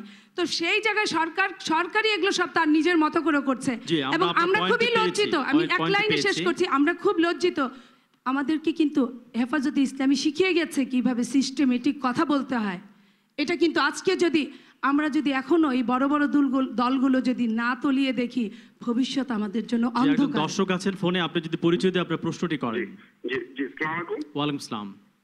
জি, আমি হেফাজতে ইসলামে ওনার কাছে জানতে চাচ্ছিলাম যে গণজাগরণ মঞ্চ থেকে বারবার ওনারা বলতেছে যে আমরা ইসলামের প্রতি আমাদের পূর্ণ বিশ্বাস আছে, আল্লাহর প্রতি পূর্ণ বিশ্বাস আছে, কিন্তু তারপরে ওনারা কোন যুক্তিতে বারবার নাস্তিক ঘোষণা করতেছে? এটা দেখি কোনো অবশ্যই এই প্রশ্ন আমরা শুনবো, কিন্তু তার আগে আমি একটু নাসিরুদ্দিন বাচ্চু ভাই, অনেকগুলো প্রশ্ন কিন্তু এসছে গণজাগরণ মঞ্চ সম্পর্কে। আপনি নিজে একজন মুক্তিযুদ্ধ ছিলেন, ইসলাম এবং মুক্তিযুদ্ধকে যে মুখোমুখি দাঁড় করিয়ে দেওয়ার একটা জায়গা তৈরি হয়েছে, এই প্রশ্নগুলোর উত্তর যদি দিয়ে আপনি শুরু করেন প্লিজ। মুখোমুখি দাঁড় করিয়েছে 1971 সালে, সেটা রাজাকার আলবদর, জামাত ইসলামী, ইসলামী ছাত্র সংঘ তারা করেছে। আমরা ইসলাম এবং মুক্তিযুদ্ধকে একসাথেই দেখি, এখনও দেখি। আমি একজন মুসলমান হিসাবে বলছি, আজকে গণজাগরণ মঞ্চের আমি কর্মী, অথবা আমি হরতাল আহ্বানকারীদের একজন। আজকে হেফাজতে ইসলামের মঞ্চ থেকে নতে নাসিরুদ্দিন ইউসুফ তুই নাস্তিক তুই নাস্তিক এটি উচ্চারিত হয়েছে। আমার কথা হচ্ছে যে আমাদের মৌলানা আব্দুর রব ইউসুফী সাহেব আছেন, নাস্তিক বলার অধিকারটা হেফাজতে ইসলামকে কে দিল? আমি নাস্তিক কিনা সেটা জানার অপেক্ষাও আপনারা করেননি। আপনাকে অপেক্ষা করা উচিত ছিল, আমাকে ডাকা উচিত ছিল। আমরা এখন আপা বললেন, মনি আপা বললেন, আমাদের মাননীয় সংসদ সদস্য, যে হরতাল একদিন পিছিয়ে দেওয়া যেত কিনা। সরকার থেকে আমাদেরকে বলা হয়েছিল যে হরতালটা প্রত্যাহার করা যায় কিনা। আমি বলেছি হরতাল প্রত্যাহার করা যায় না, পিছিয়েও দেওয়া যায় না। আমরা একটি অত্যন্ত আদর্শের জায়গা থেকে এই হরতালটা দিয়েছি। হরতাল আমি অপছন্দ করি, হরতাল আমি মনে করি এবং মানুষের যে কোনো হত্যাকাণ্ড বিরোধিতা করি। কিন্তু যখন আমি দেখি যে 13 দফা বাস্তবায়ন, যা মধ্যযুগীয় শাসন ব্যবস্থা, ধর্মীয় শাসন ব্যবস্থা একটি মুক্তিযুদ্ধের মধ্য দিয়ে অর্জিত রাষ্ট্রের উপর, প্রজাতন্ত্রের উপর চাপিয়ে দেওয়া হবে, তখন হরতাল দেওয়াটা আমার জন্য যুক্তিযুক্ত মনে হয়েছে। আমি সেজন্য বলেছি হরতাল পেছানো সম্ভব নয়। আপনারা বলছেন যে হরতালে সরকারের এক ধরনের ভূমিকা রয়েছে। আমার প্রথম কথা হচ্ছে হরতালের সাথে সরকারের কোনো সম্পর্ক ছিল না। আমরা হরতাল ডেকেছি একেবারেই প্রথমে দুটি সংগঠন মিলে, সম্মিলিত সাংস্কৃতিক জোট এবং ঘাতক দালাল নির্মূল কমিটি, 71-এর ঘাতক দালাল নির্মূল কমিটি। আমরা যখন দুজনে, আমি এবং শাহরিয়ার কবির এবং আমাদের দুই কমিটি বসে সিদ্ধান্ত নিয়েছি, আমরা অনেকের কাছেই গিয়েছি, তার মধ্যে বাস মালিক সমিতি থেকে শুরু করে শ্রমিক, রেলের শ্রমিক, জাহাজ যেটা আপনার লঞ্চ বলি আমরা, তাদের সবার সাথে যোগাযোগ করে আমরা তাদেরকে রিকোয়েস্ট করেছি। কারণ আমরা জানি যে আমাদের কাছে এরকম মনে হচ্ছিল যে যদি কয়েক লক্ষ লোক করে তারা এখানে ঢাকায় অবস্থান নিয়ে একটি রাষ্ট্রকে অচল করে দিতে পারে এবং তাদের 13 দফা দাবি না মানা পর্যন্ত তারা ঢাকা ছাড়বে না, এরকম একটা সিচুয়েশন যদি করে, তার জন্য আমি মুক্তিযোদ্ধা হিসাবে আমি মনে করি যেই প্রজাতন্ত্রটি আমরা স্টাবলিশ করার জন্য আমার বন্ধুরা রক্ত দিয়েছে, 30 লক্ষ মানুষ রক্ত দিয়েছে, আমি সেই জায়গায় দাঁড়িয়ে অবশ্যই আমি সেটা প্রতিহত করার এবং প্রতিরোধ করার আমি আহ্বান জানাবো। সেই আহ্বানটি জানিয়েছিলাম। জি, আপনাকে ধন্যবাদ। যে আরিফ জেফরি, আপনি যদি সংক্ষেপে একটু কয়েকটা পয়েন্ট বলতে চেয়েছিলেন, প্লিজ। প্রথম কথা হচ্ছে আমি একটু মাহিবি চৌধুরীর কথা দিয়ে শুরু করতে চাচ্ছি। মাহিবাই যেটা বলেছিলেন যে এখানে অনেক সাংগঠনিক একটা ব্যাপার হয়েছে, গণজাগরণ মঞ্চের দলীয়করণের প্রশ্ন, এবং এখানে ওনাদেরকে ডাকা হয় নাই। আমি নিজে ব্যক্তিগতভাবে মাহিবি চৌধুরীকে পার্সোনালি এখানে দেখেছি, এটা আমি মানি, কিন্তু ওইখানে ওনার যে সংগঠন ব্লু ব্যান্ড কল, যেটার একটা পরিচয়, ওইভাবে দেখিনি। ওইখানে যারাই গণজাগরণ মঞ্চে সাংগঠনিকভাবে ছিলেন, বিভিন্ন ফিল্ম সোসাইটি, ছাত্র সংগঠন, এরা গেছেন। এই কথাগুলো ইদানিং খুব ছড়ানো হয়। আমি দেখেছি আমাদের সিনিয়র লিডার শহীদুদ্দিন এনি, ছাত্র দলের এক সময়কার খুব তুখুর নেতা, উনি বলেছেন যে উনি কার সঙ্গে যেন যোগাযোগ করেছিলেন, উনি এখানে যাবেন। এবং আমার নিজের কাছে খুব খারাপ লেগেছে এই কারণে, ঢাকা বিশ্ববিদ্যালয়ের একজন এত বড় ছাত্র নেতা ঢাকা বিশ্ববিদ্যালয় এলাকায় যাবেন, তার সঙ্গে যোগাযোগ করে যাবেন কেন? এটার দরকার ছিল না, এনিভাই যেতে পারতেন। যে কথাটা মাহিবি চৌধুরী বলছেন যে ওনাদের সংগঠনকে ডাকা হয় না, এরকম কিছু না। ওইখানে যারা যেখানে গ্রুপ ধরেছিলেন ওনারা ছিলেন। এখানে একটু কথা আছে, জামাত নিষিদ্ধের দাবি কিন্তু গণজাগরণ মঞ্চের থেকে তোলা হয় নাই। গণজাগরণ মঞ্চ থেকে বলা হয়েছিল যুদ্ধাপরাধী সংগঠন হিসাবে জামাত শিবিরের সাংগঠনিক বিচার করতে হবে। আমরা যুদ্ধাপরাধীর বিচারের ফোকাসে আছি এবং এই বিচার প্রক্রিয়া যেটা হবে সেটাই হচ্ছে কথা। আমরা কিন্তু আমাদের 6 দফার মধ্যে জামাত শিবির নিষিদ্ধের কোনো কথা নাই। তারপরে বলা হচ্ছে একটা বিষয় স্মরণ করতে চাই, যুদ্ধ অপরাধী নবী করিম সাল্লাল্লাহু আলাইহি ওয়াসাল্লামের সাথে মানে কটাক্ষ শব্দের সাথে ওনারা জড়িত কতটুকু আছেন এটা একটু ক্লিয়ার করুন। আমি আপনাকে বলতে চাই, আমরা যুদ্ধ, আপনি নবী করিম সাল্লাল্লাহু আলাইহি ওয়াসাল্লামকে কটাক্ষ যারা করেন তাদের ব্যাপারে আপনাদের মন্তব্য কি, মতামত কি? তাদের ব্যাপারে আমাদের মন্তব্য হচ্ছে, আপনি দেখবেন আমরা যুদ্ধাপরাধীর যে বিচার চাচ্ছি এটা রাষ্ট্রীয় আইনের মধ্যে বিচার চাচ্ছি। যারা নবী করিম সাল্লাল্লাহু আলাইহি সাল্লামকে বেইজ্জত করবে তাদের নামে 2006 সালের একটা পরিষ্কার আইন আছে, সেই আইন অনুযায়ী তাদের বিচার হবে। এখন সরকার যদি তাদেরকে ধরলো না কিনা সেটা বলেন, সেটাতে নেই, সেটা নিয়ে কোনো ধরনের সন্দেহের অবকাশ তো নাই। এটা তো আপনি গায়ের জোরে আমাকে চাপাচ্ছেন। গণজাগরণ মঞ্চ প্রেস কনফারেন্স করেছে, গণজাগরণ মঞ্চের প্রেস কনফারেন্সটা আপনি খেয়াল করেন। গণজাগরণ মঞ্চ 6টি প্রশ্ন তুলেছে সরকারের কাছে, যে এই যে এদের মধ্যে ধরা হচ্ছে এমন লোক আছে তার লেখার মধ্যে 2টা কমেন্ট 5 জন পঠিত, সেই লেখাটা ধরে নিয়ে এসে একটি জাতীয় পত্রিকায় আপনি অনেক লোকের সামনে তুলে দিয়ে এই যে নবী করিম সাল্লাল্লাহু আলাইহি সাল্লামের বেজ্জতি কথাবার্তাগুলা আরো বেশি মানুষকে জানালেন। এইগুলার বিচার না করে সরকার খণ্ডিতভাবে কেন বিচার করছে? সরকার ইউটিউব বন্ধ করে দিয়েছে। আপনি জিনিসটা খেয়াল করবেন, ইউটিউবে নবী করিম সাল্লাল্লাহু আলাইহি সাল্লামের বিরুদ্ধে একটি অত্যন্ত নোংরা ভিডিও তোলা হয়েছিল। ইউটিউব বন্ধ করে দিতে পারে সরকার। একইভাবে যদি এই কাহিনীটা হয়ে থাকে, তাহলে যারা এটা প্রচার করে বৃহত্তর মুসলিম সমাজকে, দেশের 16 কোটি মুসলমান মানুষের মনে আঘাত দিচ্ছে, তাদের এটা কেন করা হলো না?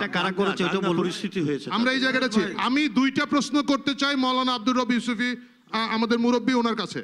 নাম্বার 1, উনি এটা একটা বোধহয় বাচ্চু ভাই করেছেন, যে আমি মুসলমান, আমাকে নাস্তিক বানিয়ে, আমার ছবি টাঙ্গিয়ে, আমার জীবনে নিরাপত্তাহীন করে ওনারা আমার নামে কেন মিছিল করেন, বা এরকম অনেকের নামে। একজন মুসলমানকে নাস্তিক বলা ইসলামের দৃষ্টিতে সঠিক কিনা না? আমি একজন আলেমকে পেয়েছি, আমি ওনাকে এই প্রশ্নটা করতে চাই। এটা হচ্ছে আমার একটা কথা। আর দ্বিতীয় হচ্ছে যে ওনাদের 13 দফা দাবিতে আমি দেখলাম 6 নম্বরে একটা জিনিস আছে, যেমন সরকারিভাবে কাদিয়ানীদেরকে অমুসলিম ঘোষণা করতে হবে। আমি ইসলাম সম্পর্কে এত বেশি জানি না, কাদিয়ানীরা মুসলিম ও মুসলিম এটা আলেম সমাজ সিদ্ধান্ত নেবেন। কিন্তু মওদুদিবাদের যে ভ্রান্ত ধারণার মাধ্যমে আমাদের ইমান আকিদাকে ক্ষতি করা হচ্ছে, এই বিষয়ে হেফাজতে ইসলামের বক্তব্য কি? জি, আপনাকে অনেক ধন্যবাদ। আমরা যাব আপনার কাছে, তার আগে এখানে অনেকগুলো প্রশ্ন জমে এসেছে। আমি একটু শওকত ভাইয়ের কাছে জিজ্ঞেস করবো, আপনি যদি এগুলো উত্তর দেন একটু প্লিজ। আমার কাছে আসবো, অবশ্যই আসবো। আমার কাছে একটা বিষয় একটু খটকা লাগছে। আজকে আমাদের গোল টেবিলের এই আলোচনার শিরোনাম কি? যে রাজনীতি কি ফায়দা হাসিলের স্বার্থে, আরেকটা কি না জনগণের জন্য, জনগণের স্বার্থে। আমার মনে হয় আমাদের এই ধরনের আলোচনায় কোনো প্রজাতন্ত্রের কর্মচারী কিন্তু অংশ নিতে পারেন না। ইসলামী ফাউন্ডেশনের ডিজি কিন্তু প্রজাতন্ত্রের একজন কর্মচারী। আপনি রাজনৈতিক বিষয়ে টকশোতে কিন্তু সরকারি কর্মচারীদের অংশগ্রহণ কিন্তু এটা কিন্তু সাংবিধানিকভাবে, বা আমি বলবো যে আরটিভির বিচারেও কিন্তু এটা অনৈতিক কাজ। আমি আমার কথাটা আমি বলে নেই, আমি আপনার কোনো ব্যক্তি মতের কথা বলছি না। আপনি একজন সরকারের একজন ঊর্ধ্বতন কর্মকর্তা, আপনার কিন্তু কোনো রাজনৈতিক বিতর্কে বা টকশোতে বা প্রকাশ্য মতামত দেওয়া আপনার আইনের লঙ্ঘন। কিন্তু সরকারি কর্মচারীর নির্দেশিকা বা সেক্রেটারিয়েট ইনস্ট্রাকশন এটা লঙ্ঘন। দ্বিতীয়ত আপনি কোনো যদি মন্ত্রী মর্যাদা হয়ে থাকেন আমার কোনো আপত্তি নেই, কিন্তু আপনি মন্ত্রী মর্যাদা না। দ্বিতীয়ত আপনি একটি রাজনৈতিক দল সম্পর্কে আপনার প্রকাশ্য মতামত দিচ্ছেন। কোনো প্রজাতন্ত্রের কোনো কর্মচারী কিন্তু কোনো রাজনৈতিক দল সম্পর্কে প্রকাশ্যে মতামত দিতে পারেন না। এটি আমি সবিনয়ে আমি এই বিষয়ে উল্লেখ করছি। দ্বিতীয়ত যে শাহবাগ থেকে কোনো ইসলাম বিদ্বেষী প্রচারণা করা হয়নি, এই কথাটি বলা হচ্ছে। স্বরাষ্ট্র মন্ত্রণালয়ের যে কমিটি হয়েছে, সেই কমিটির কাছে আলেম সমাজ কয়েকজন ব্লগার সম্পর্কে প্রমাণ সহ তারা কাগজপত্র বা অভিযোগ সাবমিট করেছে, এবং সেই কাগজপত্রের ভিত্তিতেই কিন্তু আমার যতদূর মনে পড়ে সরকার বলছে যে তাদের গ্রেপ্তার করা হয়েছে। এবং যাদেরকে গ্রেপ্তার করা হয়েছে তারাও কিন্তু শাহবাগের গণজাগরণ মঞ্চের উদ্যোক্তা, কোনো রাজনৈতিক দলের সদস্য বলে আমরা জানি না, কিন্তু প্রতিবাদ করছি তারা কেউ উদ্যোক্তা নন। যাই হোক, আমি প্রথম দিকে হয়তো কেউ থাকতে পারেন, কেউ থাকতে পারেন হয়তো অত, কিন্তু সহযোগী উদ্যোক্তা হতে পারেন। কয়েক লক্ষ লোকের ধর্মবিশ্বাস দেখা যায় তো মঞ্চ না, এই কারণে আমার কাছে মনে হয়েছে কাউকে মঞ্চে দেখা গেছে বা তারা মঞ্চ প্রতিনিধিত্ব করেছেন, এই ধরনের কিন্তু ঘটনা নাই শওকত ভাই। এরপরে যে আপনারা প্রতিবাদ করেছেন, যে তাদের গ্রেপ্তারের প্রতিবাদ, এর মধ্যেও আমার মনে হয়েছে যে আপনাদের লোক বলি হয়তো আপনারা প্রতিবাদ করেছেন, এটা আমার কাছে মনে হয়েছে। কিন্তু একটি কথা, যে স্বরাষ্ট্র মন্ত্রণালয়ের এই কমিটির কাছে যদি আলেম সমাজ প্রমাণ সহ কোনো অভিযোগ দিয়ে থাকে, আপনারা পাল্টা প্রমাণ দিয়ে কেন ওই কমিটির কাছে হাজির হলেন না যে এইগুলো সত্য নয়, তারা এইগুলো লেখেনি? এই প্রশ্নটাও তো আমাদের কাছে উঠতে পারে। তৃতীয়ত, আমাদের অ্যাডভোকেট রেজাউল ভাই বলেছেন যে বিসমিল্লাহ আছে। এখন বিসমিল্লাহ মানে আল্লাহর প্রতি অবিচল আস্থার কথাটা আগে সরাসরি ছিল, এখন বিসমিল্লাহির রহমানির রহিম দিয়ে আমাদের বুঝে নিতে হবে। এই কাটা ছেঁড়াটা কেন? আপনি বলছেন যে আপনারা আইনের মানুষ, আমরা জানি না, আমাদের তো একটা বোধ বুদ্ধি আছে। আপনার কাইন্ড ইনফরমেশন জন্য বলি, বিসমিল্লাহ আছে আলাদাভাবে, বিসমিল্লাহ আলাদাভাবে আছে। আর প্রস্তাবনার দ্বিতীয় প্যারাগ্রাফে পরম করুণাময় আল্লাহ রাব্বুল আলামিনের নামে দিয়ে শুরু করা হয়েছে। এই শুরুটা দিয়ে কি আমার অবিচল আস্থা বুঝে নিতে হবে? আমার উপর আমি পরিপূর্ণ বিশ্বাস। আমি ওনার বক্তব্যের সাথে শুনেন, শওকত ভাইয়ের প্রশ্ন হলো আমাদের জুডিশিয়ারি সংক্রান্ত বিষয় 116 কিন্তু বিসমিল্লাহ। আমি শওকত ভাইয়ের বক্তব্যের প্রেক্ষিতে বলতে চাচ্ছি একটু আমি শওকত ভাই ব্যক্তিগতভাবে যে আপনার সম্পর্কে বলা হচ্ছে সেইটার জবাব শুনে দেন, এর বাইরে আমি শওকত ভাইয়ের সাথে বলতে চাচ্ছি, ইসলামী ফাউন্ডেশন একটা স্বায়ত্তশাসিত সংস্থা, 1। 2 নাম্বার হলো আমার কাজ হলো শুধু আদম সন্তান, শুধু মুসলমান নয়, পৃথিবীর যে কোনো আদম সন্তানের কাছে কোরআনের বাণী পৌঁছায় দেওয়া, প্রচার প্রসারের কাজ করা। তা আপনি যখন একজন মুসলমান বা একজন আদমের সন্তান, আপনার কাছে যাওয়া আমার দায়িত্ব ফাউন্ডেশন অ্যাক্ট অনুসারে। আমার ফাউন্ডেশন অ্যাক্টে এই গত 35 বৎসরে যারা যারা কাজ করেছে, তাই আমি যে দেশের নাগরিক জন্মসূত্রে, সেই দেশের নাগরিকের যে আপনারা যে বা কেউ যদি কিছু বলে, আমার 35 বছর ইতিহাস থেকে আমি যা দেখেছি, বঙ্গবন্ধু কি করেছেন, আপনারাও কি করেছেন, কি করেছেন, সেগুলো জাতির সামনে তুলে ধরবো। এটা আমার দায়িত্ব। কোরআনের কথা হচ্ছে না, আপনি তো এই কথাগুলো তো কোরআনে না। আমার মনে হয় আপনি স্বায়ত্তশাসিত সংস্থার প্রধান বলে আপনি কিন্তু সরকারি আইনের ঊর্ধ্বে নন। আমি স্বায়ত্তশাসিত সংস্থার প্রধান, স্বায়ত্তশাসিত সংস্থার আমার দায়িত্ব পিআইডব্লিউটিসির চেয়ারম্যান কখনো জিনিসের প্রচার করা। পিআইডব্লিউটিসির চেয়ারম্যান কখনো রাজনৈতিক বিতর্ক করতে পারেন না, এটা স্বায়ত্তশাসিত না। সংস্থা। আপনার মাধ্যমে, এই অনুষ্ঠানের মাধ্যমে, এখানে আমি পার্লামেন্টের রাজনৈতিক মঞ্চে চাই নাই, জাতিকে ইসলামের প্রচার আসলে বিষয়টা ক্লিয়ার হওয়া দরকার। জাতি জানতে চায় আমার আসলে ইমামতি করছে বিভিন্ন মসজিদে, তো সেই জন্য আমি তো যাবই। এই কাজে অনেক ধন্যবাদ। আমি একটু যাব মাওলানা আব্দুর রব ইউসুফি, অনেকগুলো প্রশ্ন এসেছে, আপনি যদি এগুলোর জবাব দেন।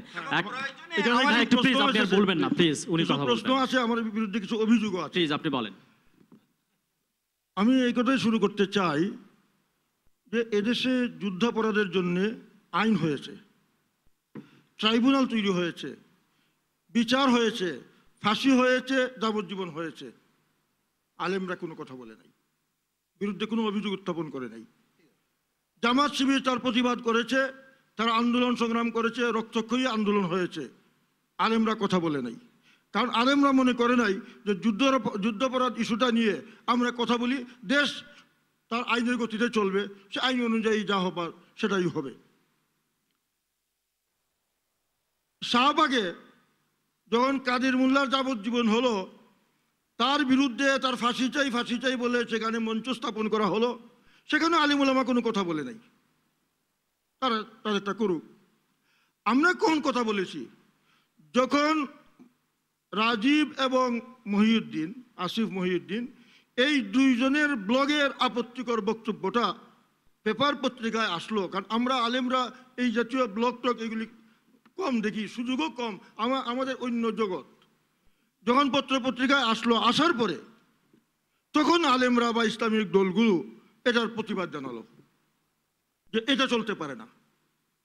সেই প্রতিবাদের পরও, এটা পত্র পত্রিকায় প্রকাশ পাওয়ার পরেও আমাদের মাননীয় প্রধানমন্ত্রী সেই রাজীবের বাসায় গিয়ে তাকে শহীদ বলে আখ্যায়িত করলেন। আমাদের মহান সংসদে অনেক আলোচনা হয়েছে, স্পিকার এই বলে এটা সমাপ্তি টেনেছেন যে আমরা তার এই নিহত হওয়ার ঘটনায় আমরা মর্মাহত ও শোকাহত। আর এই গণজাগরণ মঞ্চ তাকে জাতীয় বীর হিসাবে আখ্যায়িত করলো। তাহলে এই যে একজন লোক যে আল্লাহর নবীকে কটাক্ষ করেছে, এবং কেমন কটাক্ষ করেছে, হ্যাঁ, যে আমি শুধু একটা অংশ বলবো যে ঠিক আছে, আমার দিদি সাহেব বলছেন আসলে এটা খুব খারাপ, এমন ভাবে উনি কটাক্ষ করলো। সেই লোকটাকে যখন গণজাগরণ মঞ্চ থেকে তার বিষয়টি প্রকাশ পাওয়ার পরও জাতীয় বীর হিসাবে আখ্যায়িত করলো, তাহলে কি মহানবীর উপর আক্রমণ করার কারণে সে জাতীয় বীর হলো? তারপরে আমি আসতে চাই, এই যে জাতীয় এই আমাদের সংবিধানে আল্লাহর উপর আস্থা ও বিশ্বাস, এখানে একটু ভুল বুঝাবুঝি হয়ে গেছে। আসলে সংবিধানে আল্লাহর উপরে আস্থা ও বিশ্বাস এটা ধর্ম নিরপেক্ষতার স্তরে মূলনীতির মধ্যে ছিল। আমাদের সরকার এটাকে মূলনীতি থেকে আউট করে দিয়ে এখানে আবার সেই পুরানা ৭২ সনের আবার ধর্ম নিরপেক্ষতা প্রতিস্থাপন করেছেন। আর বিসমিল্লাহ কখনো সংবিধানের মূলের অন্তর্ভুক্ত ছিল না, প্রস্তাবনার মধ্যে ছিল। আমরা যখন এই ধারা মূলনীতি পরিবর্তন করা হয়, আমরা হরতাল দিয়েছি এবং আমি হরতাল ঘোষণা করেছিলাম। আমি ব্যাখ্যায় বলেছিলাম যে বিসমিল্লাহ দিয়ে আল্লাহর উপর আস্থা ও বিশ্বাস এটা ঢাকা যাবে না, কারণ ওটা মূলনীতি। এখন ধর্মনিরপেক্ষতা মূলনীতি, এটা যখন আদালতে চলে যাবে চ্যালেঞ্জ করবে এই মূলনীতি দিয়ে, তখন এই সংবিধান আর বিসমিল্লাহ থাকবে না, সরকার এটাকে বন্ধ করতে হবে। আবারও আপনার কাছে আরো কিছু আসবো। প্রশ্ন আমার উপর আছে। আচ্ছা, না একা বলে ফেললে হবে না, আরো অনেক প্যানেলিস্ট, আমি আবার আপনার কাছে আসবো। মাননীয় মন্ত্রী, আপনার কাছে জিজ্ঞেস করবো, আজকে যেরকম মতিঝিলে সমাবেশ থেকে কিন্তু বলা হয়েছে এটি একটা নাস্তিক সরকার, এবং বলা হয়েছে মাননীয় প্রধানমন্ত্রীর নাম ধরে যে তার দুগালে, সেই শব্দটা আমি বললাম না, কিন্তু আপনাদের স্বরাষ্ট্রমন্ত্রী আবার মতিঝিলের সমাবেশকে স্বাগত জানিয়েছেন সুন্দরভাবে শেষ করবার জন্য। তো এইটা যদি একটু বলেন, যে স্ববিরোধী জায়গা হচ্ছে কিনা প্লিজ। মাইক্রোফোন। বিষয় আসলে এখানে একটু আমি আপনাকে বলতে চাই, আমরা এই জন্য জানিয়েছি যে ওনাদের সঙ্গে সরকারের একটা চুক্তি ছিল, চুক্তি ঠিক নয়, আসলে একটা সমঝোতা ছিল, যে যাতে সুষ্ঠুভাবে শান্তিপূর্ণভাবে তারা এই সমাবেশটা সমাধান করে, সমস্যা শেষ করেন, এবং সেটা ওনারা করেছেন। সেই কারণে আমরা তাদেরকে ধন্যবাদ দিয়েছি, যাক আপনারা সুন্দরভাবে জামাত ইসলামের মতো বা তাদের পাল্লায় পড়ে ওনারা যে এখানে কোনো নাশকতা করেন নাই, এই জন্য ওনাদেরকে ইয়ে করা হয়েছে, ধন্যবাদ জানানো হয়েছে। কিন্তু প্রশ্নটি হলো, পরিবেশটা আপনারা সৃষ্টি করেছিলেন, আল্লাহ আমাদেরকে হেফাজত করেছে। প্রশ্নটি হলো যে কথাটা বলেছেন, নাস্তিক এই সরকার, মুরতাদ এই সরকার। আমি মৌলানা রব সাহেবকে জিজ্ঞেস করি, নাস্তিক শব্দের অর্থটা কি? আমরা বাংলা যদি বলি যে সৃষ্টিকর্তার উপরে যার বিশ্বাস নাই, আর মুরতাদ উনিই বলেছেন ধর্মদ্রোহী। আমি যদি ওনাকে জিজ্ঞেস করি যে জননেত্রী শেখ হাসিনা মাননীয় প্রধানমন্ত্রী, উনি প্রতিদিন আমার জানা মতে 5 ওয়াক্ত নামাজ পড়েন, রোজা রাখেন এবং ধর্মীয় অনুশাসন পালন করেন, উনি সরকার। আমি একজন মন্ত্রী তার সরকারের, আমি 5 ওয়াক্ত নামাজ পড়ি, আমি রোজা করি। আমার বাবা তিনি একজন পরহেজগারের ব্যক্তি ছিলেন, মাদারীপুরে মৌলানাদের নেতৃত্ব করতেন, আওয়ামী লীগও করতেন, মৌলানাদের, এবং 3 বার পার্লামেন্টের মেম্বার ছিলেন। এখন তাইলে কি আমিও তাহলে নাস্তিক? আপনি তো আমাকে সরকারকে, যখন শেখ হাসিনার সরকার নাস্তিক, তার মানে আপনি আমাকে নাস্তিক বলে দিলেন। কে কাকে নাস্তিক বলতে পারে? যে একবার আপনি বলেন, আমার কথাটা যদি মিথ্যা হয়ে থাকে আমি জানি না, যদি যে লা ইলাহা ইল্লাল্লাহু মুহাম্মাদুর রাসূলুল্লাহ পড়েছে একবার এবং বিশ্বাস করেছে, তাকে নাস্তিক আপনি বলতে পারেন কি না? এক। তারপরে কি বলেছেন মাওলানা জুনায়েদ? তিনি বলেছেন যে মুনাফেক, অর্থাৎ দ্বিমুখী। আমি যদি বলি আপনাকে সাক্ষী রেখে, যখন 71 টেলিভিশনে কর্মীদের উপরে হামলা হলো চট্টগ্রামে, যখন তাকে সাংবাদিক সম্মেলনে জিজ্ঞেস করা হলো যে আপনারা হামলা করেছেন, উনি বলে দিলেন যে উনি এটা ছাত্রলীগ করেছে। আমার প্রশ্নটি হলো, একজন মাওলানা, উনি যদি এইটা সত্য কথা বলা হলো না, ওনাকে কি বলবেন? আপনি বলেন, মিথ্যুক বলবেন? উনি কি তার মাওলানা, একজন মাওলানা আপনি কি মিথ্যা কথা বলতে পারবেন? অবশ্যই না। তাহলে মাওলানা জুনায়েদ উনি কি করে, আমি আপনাদের সাক্ষী রেখে বলতে চাই, উনি কি করে সেখানে বললেন যে এই সেখানে ছাত্রলীগ করেছে? উনি থাকলে হয়তো এটা উত্তর দিতে পারতেন। তারপরে না, ওনাকে জিজ্ঞেস করবেন আমার তরফ থেকে, যদি মিথ্যা হয় আমি আপনার মাধ্যমে আমার দর্শক ভাইদের কাছে বলতে চাই, আমি এই জন্য তওবা করব। আর যদি সত্য হয় তাহলে ওনাকে জনগণের কাছে তওবা করতে হবে যে আমি মিথ্যা বলেছি, সেই জন্য আমি জনগণের কাছে ক্ষমা চাই। আর আজকে কি বলেছেন? মুনাফেক। কাকে? শেখ হাসিনাকে। শেখ হাসিনাকে মুনাফেক বলা আপনি কি করে বললেন? কি করে মুনাফেক বললেন? আমি বুঝলাম না। শেখ হাসিনা আপনাদের সঙ্গে যে কথা দিয়েছে, যে কথাগুলো ডিজি সাহেব এতক্ষণ বললেন, আমি জানি আমার অত্যন্ত প্রিয় ব্যক্তি শওকত মাহমুদ, দলমতের বিষয় না, এটা আমাদের একটা ব্যক্তিগত সম্পর্ক। উনি একটু আহত হবেনই, কারণ সত্য কথাগুলো ওনার মাধ্যমে যখন বেরিয়ে আসতে, তখন উনি একটু আহত হয়ে ওনাকে আক্রমণ করতেই পারেন, সেটা অত্যন্ত স্বাভাবিক। শাহজাহান ভাই খুব সুন্দর আলোচনা করতেছিলেন। আমি তো সংবিধানের প্রতি শ্রদ্ধাশীল বলি, আমি এই কথাগুলো বলেছি। না, ওনার উৎপত্তি হয় না। আমার জাতীয় কর্তব্য পালন করে এখানে হাজির হয়েছে। বলছিলেন, কিন্তু অনেকগুলি বিষয় বলেছেন। মুক্তিযুদ্ধ আর ইসলাম মুখোমুখি, কে বলেছেন? মির্জা ফখরুল। কেন বলেছেন? কারণ এই ধর্মকে কাজে লাগিয়ে, এই ধর্মকে নাম করে আপনি এটা সাক্ষী দেবেন, এই ধর্মকে কথা বলে আমার দেশে 30 লক্ষ মানুষকে হত্যা করা হয়েছে কিনা, এই ধর্মের কথা বলে, গনিমতের মাল বলে আমার মনি আপার মতো তৎকালীন এই যুবতীদেরকে পাকিস্তান সেনাবাহিনীর হাতে তুলে দেওয়া হয়েছে কিনা, এবং এই কথাগুলো আপনার ইসলামের কথা বলেই তখন এই কথাগুলো বলা হয়েছে। যদি না হয়ে থাকে আপনি তাদেরকে আরেকটা কথা, এটা তো আপনি আপনার ওয়াইফের কথা বলতে পারতেন, বাচ্চার কথা বলতে পারতেন, বলতেন আমার মেয়ের মতো সব যুবতীদেরকে এই কাজ করছে, এটা বলতেই পারতেন আপনি। বলেন এখন যদি ভুল হয় জাতি শুনছে, আপনি বলেন যে আমার মেয়ের মতো যুবতীদেরকে কত অত্যাচার করেছে, বলেন। এটা সরি বলা উচিত, উনি সরি বলেছেন। তৎকালীন যুব আপনি দুঃখ প্রকাশ করেছেন। তৎকালীন মাহমুদদের বলেছি ভাই, এটা তুই বাইট আইন সবার জন্য সমান। আচ্ছা, তারপরে আসেন বিষয় কিন্তু ভাই ভাই অনেক থেকে যাবে, অনেক প্রশ্ন আমার কাছে আরো আপনি রয়ে গেছে। পত্রিকায় দেখেছেন ব্লগাররা কথা বলেছে, আপনি কি পত্রিকায় এই জিনিসটা দেখেননি? দৈনিক কালের কণ্ঠ 21/5/2013 তারিখে অনলাইনে শিবিরের অবাধ মিথ্যাচার, এটা আপনি দেখেননি? এইটা কি দেখেননি যে এখানে যে আমাদের একজন জামাতের লোক তারা বলে দিল মক্কা শরীফের ইমাম সাহেব তিনি সাইদির জন্য, মানব মুক্তির জন্য গিলাপ টানিয়ে করেছেন, তার বিরুদ্ধে আপনি কথা বললেন না কেন? তার বিরুদ্ধে কেন বললেন? আপনার কিছু এই জবাবগুলো আমি আপনার কাছে চাই। মানববন্ধন যদি না দেন তাহলে আমি বুঝবো সেই মানববন্ধনের তার বিরুদ্ধে সে কাবা শরীফকে অপমান করেছে, সে ধর্মকে অপমান করেছে, সে আল্লাহর প্রতি অনাস্থা স্থাপন করেছে, তাকে কেন আপনি মাননীয় মন্ত্রী মহোদয়, অনেক ধন্যবাদ। অনেক ধন্যবাদ।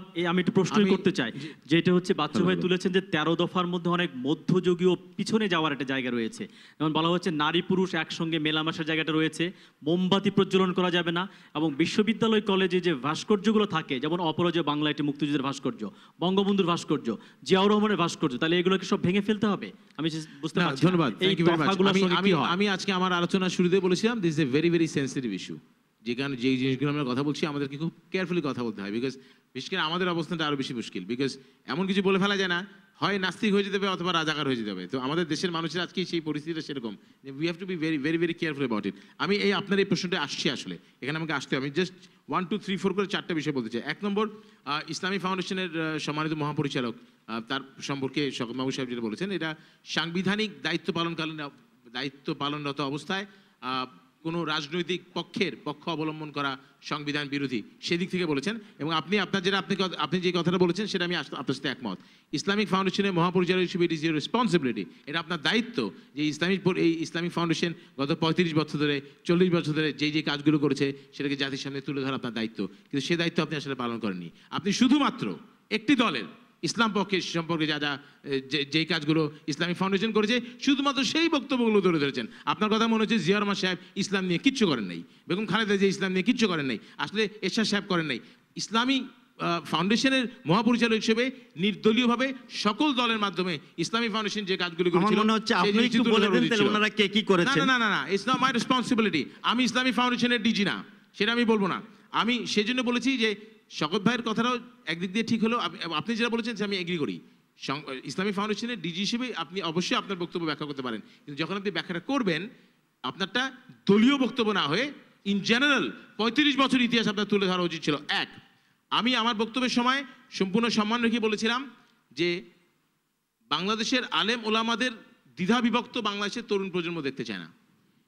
যখন আমি অত্যন্ত আনন্দের সাথে আমি ওনার বক্তব্য শুনছিলাম, যখন বক্তব্য আসলো 71-এ মুক্তিযুদ্ধে রাজাকার আলবদররা বাংলাদেশের সাধারণ মানুষের উপর যে অত্যাচার করেছে, এই বিষয়ে বাংলাদেশের সমস্ত আলেম ওলামার একত্রিতভাবে এদের বিচার দাবি করা উচিত ছিল, correct.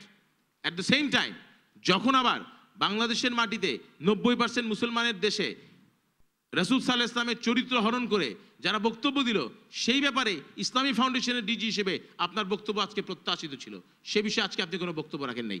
That is what I want to say. এই জিনিসগুলোকে আমার মনে হয় নিজের বিবেকের অবস্থান থেকে নিজের বক্তব্যটা স্পষ্টভাবে বলা উচিত। সবকিছু সবার সাথে মিলতে হবে তা তো ঠিক নয়, এই জিনিসটা আমার মনে রাখা উচিত। 1 2 নম্বর, আমি বাচ্চু ভাইয়ের সাথে বাচ্চু ভাই এমনি আমার খুব পছন্দের মানুষ, but that's beside the point. Bachchu ভাই 71-এর ঘাতক দালাল নির্মূল কমিটি এবং সম্মিলিত সাংস্কৃতিক জোট যদি 13 দফার সাথে একত্রিত না হয়, আমিও একমত না। এর মধ্যে অনেকগুলো জিনিস আছে আমি একমত না, আবার অনেকগুলো জিনিস আছে আমি মনে প্রাণে বিশ্বাস করি এটা বাস্তবায়িত হওয়া উচিত। 13টার মধ্যে 13টাই মানতে হবে এমন কোনো কথা নেই, কিন্তু ঠিক যেই দিন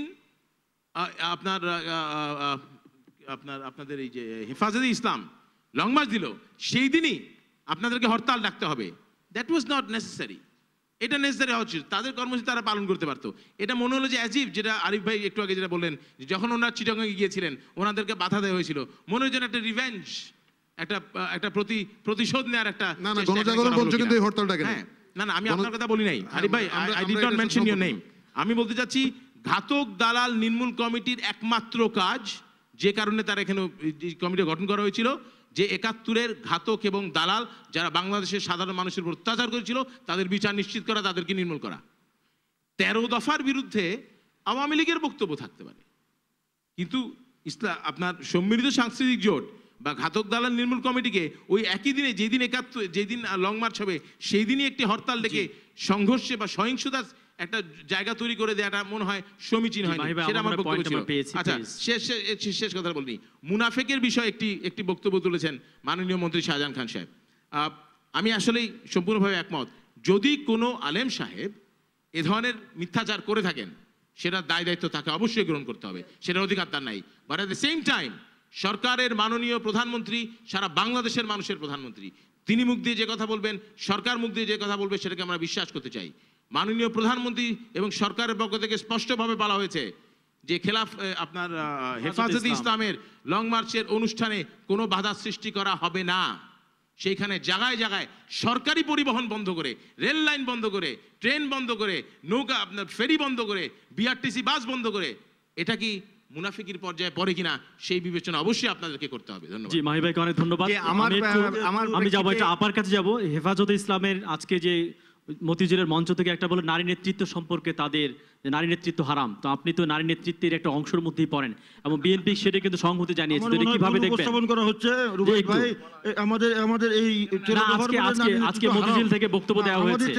আমি দফা বলিনি, বক্তৃতা বলেছি। না মাওলানা সাহেব, এটা বক্তব্য বলা হয়েছে। এবং নারী পুরুষ একসঙ্গে কাজ করতে পারবে না, সেটাও এখান থেকে বলা হয়েছে। আর লিখিত দুটো এক জিনিস না, আমি প্রথমেই বলি না।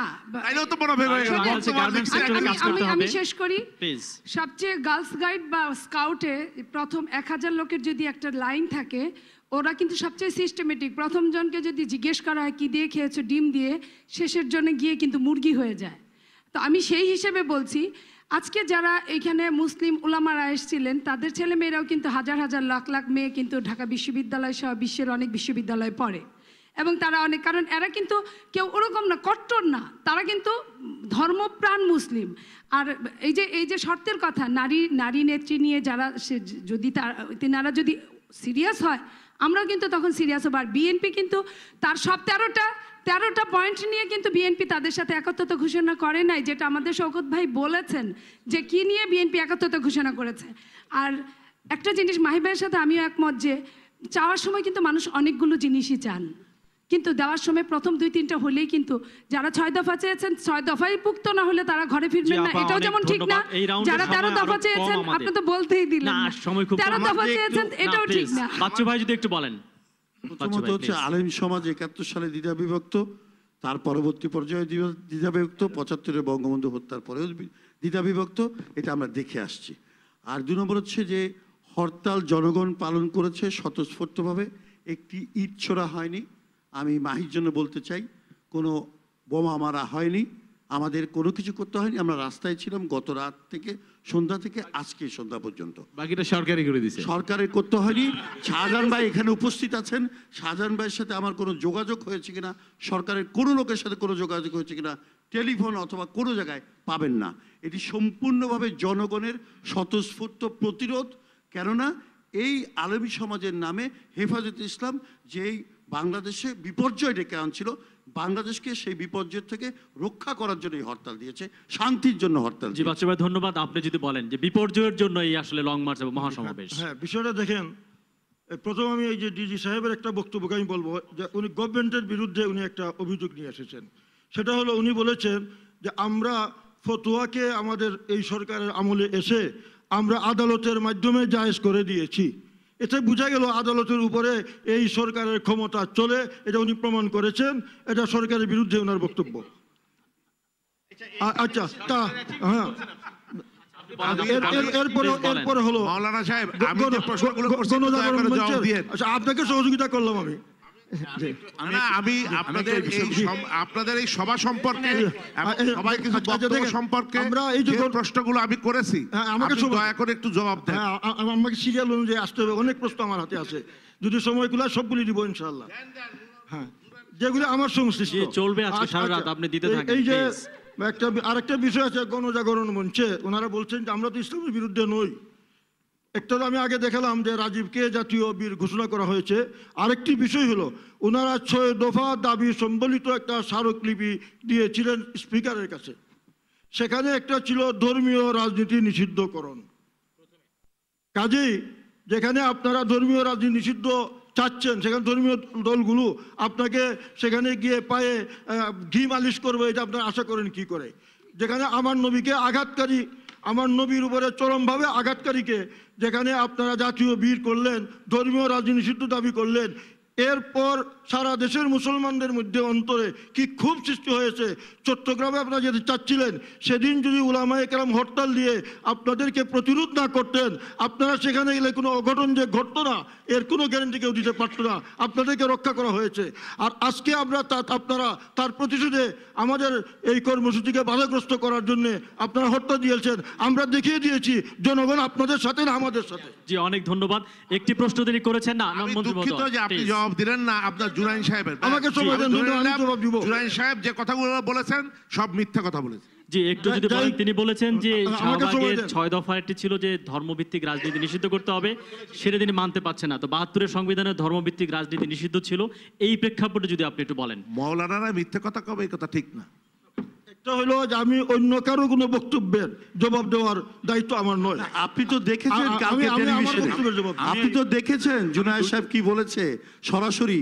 এবং ভাই তসবিহ আছে, মাথায় টুপি আছে। আমি বিস্মিত, একটা লোক টেলিভিশনে দেখা যাচ্ছে আলফালা মসজিদের সামনে 5টা কর্মীকে মারছে এই আমাদের হেফাজত ইসলামের কর্মীরা এবং মুসল্লিরা, এবং আমরা অবাক হয়ে গেলাম। জুনায়েদ সাহেব সেটাকে বলেন যে ছাত্রলীগের কাজ। কোথায় ছাত্রলীগ? আপনার সব জায়গায় ছাত্রলীগ। আওয়ামী লীগ ছাত্রলীগের সমর্থকরা আজকে কোথাও আমাদের কর্মীদের উপরে আক্রমণ করে নাই? আপনি এই কথাটা বলতে পারবেন? একেবারে কোথাও আপনি 71-এর টেলিভিশন চ্যানেলের যে 71-এর এই যে ভাই সাহেব ফরিদপুরে 71-এর চট্টগ্রামের টেলিভিশনের চ্যানেলের কর্মীদের উপরে শাহজাহান সাহেব প্রত্যেকটা জিনিস থেকে ইসলাম থেকে আওয়ামী লীগের একজন মাওলানা হয়ে এতদিন বন্দুকের নল ছিল জনগণের দিকে, এখন কিন্তু বন্দুকের নল কিন্তু আপনাদের দিকে চলে গেছে। গতকাল কামরাঙ্গীরচরে পুলিশের গুলিতে আওয়ামী লীগের কর্মী বা ছাত্রলীগের কর্মী মারা গেছে। আজকে ফরিদপুরে আওয়ামী লীগ মারা গেছে, পুলিশের গুলিতে মারা গেছে। বন্দুকের নল কিন্তু ঘুরে গেছে, বন্দুক কিন্তু জনগণের। আপনি ভুল বলছেন, আপনি এই কথাটি বলেন না। এটা পিটিএ মেরেছে, আওয়ামী লীগের একজন নেতাকে হেফাজত ইসলামের লোকজন পিটিয়ে মেরেছে, সেটা পরিষ্কার। কালকেরটা গুলি ছিল। আরেকটা জিনিস বলি, ইন্ডিপেন্ডেন্ট টিভিতে দেখছি দেখেন আওয়ামী লীগ পুলিশ বোঝায় বাসের উপর আজকে আওয়ামী লীগ আক্রমণ করেছে, ধারণা করা হয়েছিল এটা লং মার্চে যাচ্ছে। এটাও আসছে ছবি। আমরা আসলে পুলিশের বাস ছিল, এটা পুলিশের বাস ছিল। এইখানে আমি একটা কথা বলতে চাই। গতকালকে আমরা একটা সেকেন্ড রাউন্ডে একটা ছাত্রলীগের কর্মী বলেছে যে পুলিশকে ছাত্রলীগ বলার পরেও তার পায়ে ঠেকায় গুলি করেছে পুলিশ। এটা কিন্তু আইন মন্ত্রী প্রতিমন্ত্রী মহোদয়কে বলেছে, এবং আইন প্রতিমন্ত্রী মহোদয় একদম মূল আলোচনার বাইরে চলে যাচ্ছি। যদি আমরা অবস্থান গ্রহণ করার সিদ্ধান্ত নিতাম তথাকথিত গণজাগরণ মঞ্চের মতো, তাহলে কোন শক্তি এই দেশে ছিল না আমাদের কিন্তু উঠে দিতে পারে। সেনাবাহিনী ব্যবহার করবেন, সেনাবাহিনী কাকে গুলি করবে? আপনারা দেখেছেন, আপনারা পৃথিবীর ইতিহাস দেখেছেন, কোন সরকার যখন জনগণের দিকে তাক করেছে, হাজার মানুষকে মারার পরে এক সময় বন্দুক কিন্তু সরকারের দিকে ঘুরে গেছে। এক সময় কিন্তু বন্দুক জনগণ থেকে সরকারের দিকে চলে যায়। এরশাদ সাহেব ক্ষমতা থেকে কি করে গেলেন? যখন সেনাবাহিনীর সহযোগিতা চাইলেন, সেনাবাহিনী বলল আমরা কিন্তু আর জনগণের প্রতি গুলি ছুটতে পারবো না। তখন এরশাদ সাহেব উনি ক্ষমতা ত্যাগ করতে বাধ্য হলেন। কাজী আমার মনে হয় পুলিশ বাহিনী, আইন শৃঙ্খলা রক্ষাকারী বাহিনী, তাদেরকে তাদের নিজের গতিতে তাদেরকে চলতে দেওয়া উচিত। এবং আমরা ইসলামী আন্দোলনকারীরা, বিশেষ করে হেফাজত, বাংলাদেশ খেলাফত মজলিস, আমরা এই নিশ্চয়তা দিতে পারি আমরা কোনো ধরনের নাশকতা। আজকে স্বরাষ্ট্রমন্ত্রী মহোদয় হেফাজত ইসলামকে ধন্যবাদও দিছে এই সহিংসতা না করার জন্য। আমরা ওনাকে ধন্যবাদ দিতাম যদি উনি ওনার আইন শৃঙ্খলা কারেক্ট, কিন্তু এই বিশাল মহাসমাবেশ যদি সেখানে বসে পড়তো, তাহলে দেশের পরিস্থিতিটা কি হতো? আমি এই জায়গায় যে অত্যন্ত সচেতন ভাবে আমাদের চাপ ছিল, ইসলাম যে দায়িত্ব আমাদের নিয়েছে, কর্মীদের থেকে চাপ ছিল যে আমরা এখানে অবস্থান করব অনির্দিষ্টকালের জন্য, আর না হয় অনির্দিষ্টকালের জন্য হরতাল হবে। আমাদের নেতা অত্যন্ত উপরের লোক। কেউ কেউ বলে, আপনি মাইন্ড করেন না, আল্লাহ কেউ ভালো কেউ কেউ বলে আজকে এত বড় সমাবেশের পর আপনারা যদি অবস্থান নিয়ে বসে না পড়ে এই যে চলে আসলেন, সরকারের সাথে আর কোনো আঘাত হয়েছে নাকি? অবশ্যই না। আমাদের নেতা দুটোই চিন্তা করেছেন যে এই দেশের 10 লক্ষ ছাত্রছাত্রী তাদের পরীক্ষা, 10 লক্ষ ছাত্রছাত্রীর পরীক্ষা তাদের মাথার উপরে। আর একটি বিষয় হলো বড় ধরনের সংঘাত হতে পারে, এই সংঘাতকে এড়াবার জন্য আমাদের নেতা মহান দায়িত্ব। এগুলো হচ্ছে রাজনৈতিক এক ধরনের উস্কানি দেওয়া। এটা গণজাগরণ মঞ্চকে বলা হচ্ছে আওয়ামী লীগের পকেটে ঢুকানো হচ্ছে। হেফাজতে ইসলাম খুব সুন্দরভাবে একটা কর্মসূচি করে চলে গেছে। এখন তাদেরকে সরকারের সাথে নিয়ে উস্কানি দেওয়া হচ্ছে যে রাস্তায় বসে থাক। আচ্ছা ভাই, আমি এই উত্তেজনা প্রশমের জন্য একটু মজা করে ঠান্ডা করার আওয়ামী লীগের সবাইকে সমানভাবে দেখি না। আওয়ামী লীগ অত্যন্ত পরেজগার ধার্মিক লোক আছে। কিন্তু একটা কথা আমি বলি, যখন আমাদের সংবিধান থেকে আল্লাহর উপরে আস্থা বাদ দেওয়া হলো, আর আমাদের মাননীয় প্রধানমন্ত্রী যখন গেলেন, উনি সেই লালবাগে যে হিন্দুদের কি সুযোগ দিতে হিন্দুদের পূজা মণ্ডপে উনি গিয়ে বললেন মা দুর্গা, আমরা জানি মা দুর্গা যখন আসেন তখন উনি বরকত নিয়ে আসেন। এই দেখেন আমরা ফসলে বাংলাদেশ। আমরা মনে করি মাওলানা আব্দুর রব ইউসুফী, আপনাকে অনেক ধন্যবাদ বলবার জন্য। না প্লিজ, আর সময় দেওয়া যাবে না। পূর্ণ আস্থা না থাকে, ধন্যবাদ। মা দুর্গার প্রতি আস্থা থাকে, নামাজ পড়লে, রোজা রাখলে, হজ করলে, যাকাত দিলে, ঘুমটা দিলে, তসবিহ হাতে নিলে কোনোটাই কবুল হবে না। আগে ঈমান ঠিক করতে হবে। ওনার অনেক ঈমান আছে, ওনার অনেক ভালো ঈমান আছে। আপনাদের ঠিক নাই, যারা হক্কানি ওলামায়ে কেরাম, এই দেশের যারা হক্কানি ওলামায়ে কেরাম, যারা কোরআন পড়েন, আপনাকে সময় দেওয়া যাবে না। আমাদের সর্বশেষ 2 মিনিট সময় আছে। প্লিজ বিনীত অনুরোধ, আর কেউ কিছু বলবেন না প্লিজ। আমি একটা কথা অনুষ্ঠানের কতগুলো নিয়ম আছে। সেকেন্ড রাউন্ডে কথা বলার ডিজি সাহেবকে আমি বলতে চাই, মাওলানা সাহেব প্লিজ, এটা কিন্তু ঠিক হচ্ছে না। আপনি কিন্তু সবার সময় নিয়ে নিচ্ছেন, এটা কিন্তু ঠিক হচ্ছে না। প্লিজ, আমি একজন সঞ্চালক, এইটুকু সম্মান রাখেন। আমি সবাইকে সময়, আপনি সবচেয়ে বেশি সময় বলেছেন। আল্লাহ মানা করছে এত এই বেশি সবশেষে করা। আমি একটু রেজাউল করিমকে জিজ্ঞেস করব। বাচ্চু ভাই প্লিজ, রেজাউল করিমকে জিজ্ঞেস করব, যেটা আসছে প্রশ্নটা ধর্ম এবং রাজনীতির ব্যাপারটা এসে, এবং ধর্মভিত্তিক রাজনীতি দল নিষিদ্ধ ছিল। খুব সংক্ষেপে যদি আপনি বলেন। সংক্ষেপে, আপনার গেস্টরা একাধিকবার বলছেন আমরা তো সেকেন্ড রাউন্ডে সুযোগ পাচ্ছি না। মাওলানা আব্দুর রব ইউসুফী আছেন, আমার একটা জিনিস তার খুব ভালো লাগছে, কিছু কিছু প্রশ্ন শাহজাহান ভাই করছেন, নাসিরউদ্দিন ইউসুফ করছেন। আপনি ভূমিকায় যান, আপনার সময় 1 মিনিট, সেই প্রশ্নের উনি সঠিক জবাবটা ওনার অবস্থান থেকে দেওয়া সম্ভব হয়নি। প্রথম কথা হলো, মদিনা সনদে কি কোনো রাষ্ট্রধর্ম ছিল? রাসূল করিম সাল্লাল্লাহু আলাইহি সাল্লামের এক চাচাকে শেষ পর্যন্ত ধর্ম গ্রহণ করতে, ইসলাম গ্রহণ করতে বাধ্য করা যায়নি। তার অর্থ নয় রাসূল তাকে হেফাজত করেননি। তার অর্থ এই নয় যে মদিনায় সেখানে যারা অন্য ধর্মাবলম্বী ছিল তাদের নিরাপদ আশ্রয় ছিল না। 1972 সনের সংবিধানে সকল মানুষের জন্য একটা ব্যবস্থা রাখা হয়েছিল। সেখানে কথাটা কিন্তু ছিল রাষ্ট্র সকলের, ধর্ম যার যার।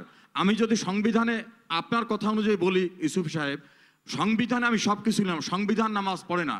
আমি যদি মনে প্রাণে আল্লাহ রসুলের উপর বিশ্বাস রেখে ঈমান না রাখি, আপনি যদি হক্কানি আলেম হিসাবে বাইরের আপনার বাহ্যিক দৃষ্টি হলে আপনি রাখলেন না, শুধুমাত্র কনস্টিটিউশনে লিখলেই কি সব কিছু হয়ে যাবে? এবং সেটার যতটুকু চেঞ্জ হয়েছে সর্বোচ্চ আদালতের রায়ে। আর একটা কথা বলছেন যে আদালতের রায় দিয়ে ফতোয়া, বিষয়টা বোধহয় ভুল ধারণা হলো। সেটা হলো ফতোয়া দিয়ে যত্রতত্র আইনের পরিপন্থী